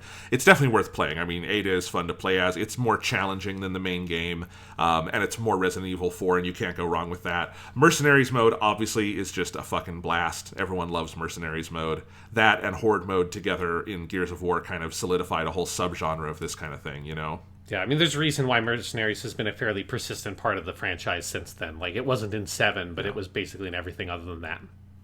Yeah. It's very good in Village, from what I remember. I need to go back and play that some more. But yeah. Anyway, so Resident Evil 4 is wonderful. I did want to mention really quickly playing the Wii edition, because there's always been kind of a contingent that has loved the Wii version, and the reason why the Wii version speaks to me is I think it does get back to some of the light gun roots, where it's a really good use of the Wiimote, where it's using the pointer mechanics, so the actual, like, speaking to the IR blaster that you put on top of the TV, that whole thing. And basically, it's all, not motion controls, except when you plant your feet and aim, then you can aim with the Wiimote. But it's actually a fairly conservative use of it, because unlike in something like Metroid Prime on the Wii, you cannot use the Wiimote to move outside the boundaries of the screen. It kind of splits the function of the stick in the regular versions of the game between the stick, which is what's going to move the whole frame of the screen, and then the Wiimote is within the frame, so you have a lot of very fine motion. In some ways it makes the game easier, but I also think it just makes it all the more arcadey and fun, and if you're someone who hates using the Wiimote and Nunchuck, you're not going to like it, but I do enjoy that version of the game. Obviously does not look anywhere near as nice as the HD version that is on PlayStation and Xbox now. And I think to some degree, my ideal version of 4 is probably the PC port, where you can use mouse and keyboard and the mouse can be the Wiimote. It's good in any way. There's no bad way to play Resident Evil 4, but if you like some of that sort of arcadey free aiming, the Wii is a very fun way to do it. Yeah, because the way the game is designed lends itself to that in a way that, like, there were ports of, like, Call of Duty 4 and stuff like that came out on the Wii, but it was always just seems insane, because just not like that does not compute with the way that those games are designed, whereas in some ways it feels almost more natural for Resident Evil 4 to be a Wii game than for it to be a normal controller game. It definitely does to me, and I think this and the Metroid Prime trilogy are my favorite uses of the Wiimote, because for Metroid Prime, it's a first-person thing, but those games are shooters second, exploration games first. So having, the movement in your hand feels very immersive, and I think works really well on that. And it's slower paced than a Call of Duty, so the motion controls are very responsive. Yeah. And in 4, it's the same kind of thing, where 4 is slow and methodical, so the aiming works really well that way. One other thing the Wii version has that no other version has is that you don't have to. You can stop and aim with the knife and use it, but you don't have to. You can just do a waggle with the Wiimote, and it will Leon will lash out with the knife. So you don't have to always stop, aim, ready the knife, and then do it to open the boxes and stuff. And if you're just desperate in a fight, you can start waggling, and it's very funny. Good. Yeah. I mean, that maybe makes it easier if you're just like waggling like crazy to get the box and then get the fucking snake that's waiting in that goddamn box. And fucking snake. Yes. There's a long stretch of that game where I go, and I always knife twice. You always knife twice when you open that box. I know you're in there, you fucking snake. I'm gonna get you. Those snakes freak me out, but it's a great little touch. One weird thing about the Wii, I think they made the right call here, but the Wii, one thing you don't use motion controls for is the rifles, and I think that's probably because the bolt-action rifle has that extra, movement to it. It's not as stable, and so I don't know how they would have mixed that with motion controls. I feel like that would have been too weird, so they just used the stick for that. I guess that makes sense. Yeah. I think on a mouse, that would make more sense, if you're playing it on the PC version, because that happens in some other games, but yeah, I guess that's why they did that. Anyway, I enjoy the Wii version. It was one of the... I remember it, because this came out about 6 months into the Wii's lifespan, and I remember it being an early, like, standout for people of, like, hey, this is actually a cool use of the Wii. And, of course, Resident Evil 4 was a GameCube game, so it's basically the same code. Just I actually learned this time, Sean. You can just plug in a GameCube controller and use it on the Wii version. It can take out the motion controls for you, which I think is funny. That's not an advertised function, but it will do it. And that's a weird little like thing about the Wii version. It's technically both versions in one. On the GameCube version, when you aim, do you aim with the C stick or the analog stick? I believe the analog stick, because that's how if I'm playing with an Xbox controller, that's how I map it. I have the aiming on the same stick I move with, and I just ignore the second stick. See, I use the D-pad to move, and because I'm playing on a PlayStation controller, and I use the right stick to aim. Interesting. Okay. Because the movement is so digital that to me it functions better on a D-pad to move around than it does on a stick. Yeah. The same way I play like a classic Resident Evil. Like I do the same thing. I don't use the analog stick to move around in like Resident Evil 1 Remake or something like that. No, I don't do that either. That's not an option on the Wii because of the weird ass. Yes. Wait. On the Wii, the D-pad, which is at the top of the Wiimote, is like your C stick that moves the camera for you if you want to look around that way. So anyway, yeah. That's another thing about Resident Evil is that I feel like now we're talking about it, everyone has their little control preferences because you can change it around a lot if you want to. But yeah. So Sean, yes. You and I have both experienced the majority of the Resident Evil games. I've played like you haven't played Code Veronica or Zero, right? No, and I haven't played the original versions of 2 or 3. Okay. So I've played a couple more of these than you. Where do you put 4 in the Resident Evil pantheon? I think it is the second best. I think Resident Evil 1 Remake is the best one. I think Resident Evil 4 is the second best. I think I probably agree. I think they're very close. Yeah. I think they are two of... Yeah, I think I wouldn't really rank them almost on the same list in a weird way, because it's like, to me, they are... It's like when we do Gundam stuff, and it's like, you've got Mobile Suit Gundam is the best Gundam, and Turn 8 Gundam is the other best Gundam, is the way I think about this. Resident Evil 1 Remake is the best Resident Evil, Resident Evil 4 is the other best Resident Evil. I think that's true. I think if I were doing a tier list, these two are at the top tier, yes. And then everything else is other tiers. And I think you're right. I think Resident Evil 1 Remake is like, if I were making, again, my list of my like 10 favorite games and I only could do one Resident Evil, that would hurt, but I would pick 1 over 4 probably. Mm-hmm. But God, it's close. They are two of the most brilliant games, but they're very different. Yes, yeah. They are extremely different games, but yeah, I think there's just they're both very perfect. Resident Evil 1 Remake is slightly more perfect to me. I don't know. There's a certain je ne sais quoi of that game, and it's the puzzle box nature of its design that to me is like kind of unbelievable to behold in some ways. Yeah. You should definitely play Zero at some point. It's messier than some of the other ones. I think it's too long. It's got some weird stuff, like it doesn't have an item box, so you just have to leave your items on the floor, which I think is very funny. You get these weird scenarios where you're like walking around looking for your items. Hey, you don't have an item box in real life, man. This is what I just leave my shit on the floor because it's like that's just what life is. This is just art imitating life. I'm looking to my left and my floor is a mess. Anyway, yes, I got my shotgun, I got my grenades, just all on the floor. I just hope my dog doesn't go look at them. No, see, I keep my shotgun in my inventory, but I leave all the ammo on the floor because I don't have enough space in my inventory to have both. But the good thing about Resident Evil 0 is it's the game that is most similar to 1 Remake because it's the same graphic style and everything. Right. And it's got some fun. It's 2 characters you play as, and I think that whole dynamic is fun. Anyway, yeah, I think I am at the same. So 1 and 4 are in the top tier. I think the one right below that for me is Code Veronica, and then maybe Village, but like that's kind of my, and then 2 somewhere in there also. Yeah, like if I were to rank the other ones that I've played, which would be 2 Remake, 3 Remake, 7, and Village, I would probably do Village, 7, 2, 3. Okay, yeah. I would, I think I've ranked these before, but it would definitely be 1 and 4 are the best ones. Code Veronica is right under that, and then I think maybe Village and 2 are right under that, is kind of my tiers, but I love Resident Evil. They're all fucking great. If people who have played a bunch of the spin-offs know ones to recommend, like Revelations, or should I get Umbrella Chronicles on Wii? I know that one uses Wii the actual light gun games. Yeah, like the literal light gun games. I know. Should I get those? Tell me. I have played a lot of them. The only numbered one I have not played is 6. And I played the first hour of 6, and I think I fell asleep. So that game's boring. I'm sure that there's some fucking pervert out there that will tell you to play one of those multiplayer only ones. There's someone out there played those games and enjoyed it. I'm sure. Yeah. But that's Resident Evil. It's great. What does revisiting 4 now make you think about this remake project they're doing?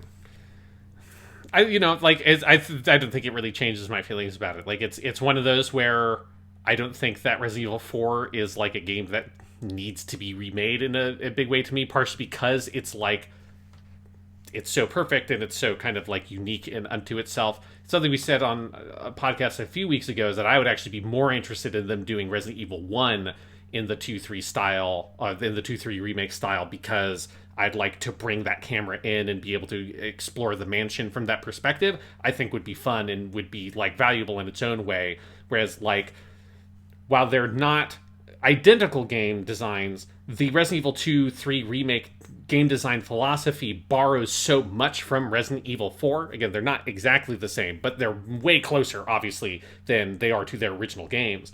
In terms of the way the game functions, it just feels like I don't know how much value there is to get from remaking Resident Evil 4, but if they take an interesting approach with it and they decide to do something fairly original with it and go and I don't want them to be too faithful. I want them to go make something that's its own thing that bears some resemblance to Resident Evil 4, adapts some of those elements, but is free to go off and chart its own path. I would be more interested in that than something that is trying to recreate all the individual elements of Resident Evil 4, but it is a more traditional third-person style shooter with full movement and all that kind of stuff. That I'm not interested in. I would agree with all of that. I think replaying it, and thinking about this remake is coming. One of the things that I kept reacting to is all of the things that make Resident Evil 4 so special are impossible to imagine in a game in 2022 or 2023. Just from the style of voice acting to the writing to the pacing to the just kind of length of the game. There's the general gameplay style. The only way to do it is if it's substantially different. Yeah. And maybe there's something fun to do there. I do think not doing 1 or Code Veronica feels like a big missed opportunity, because Code Veronica would have been the more natural choice because it's the sequel to 2 and 3, and it's great and underplayed. But you say it's questioning how much value there is. There's financial value because Resident Evil 4 is the best-selling game in the series. That's why it's being done.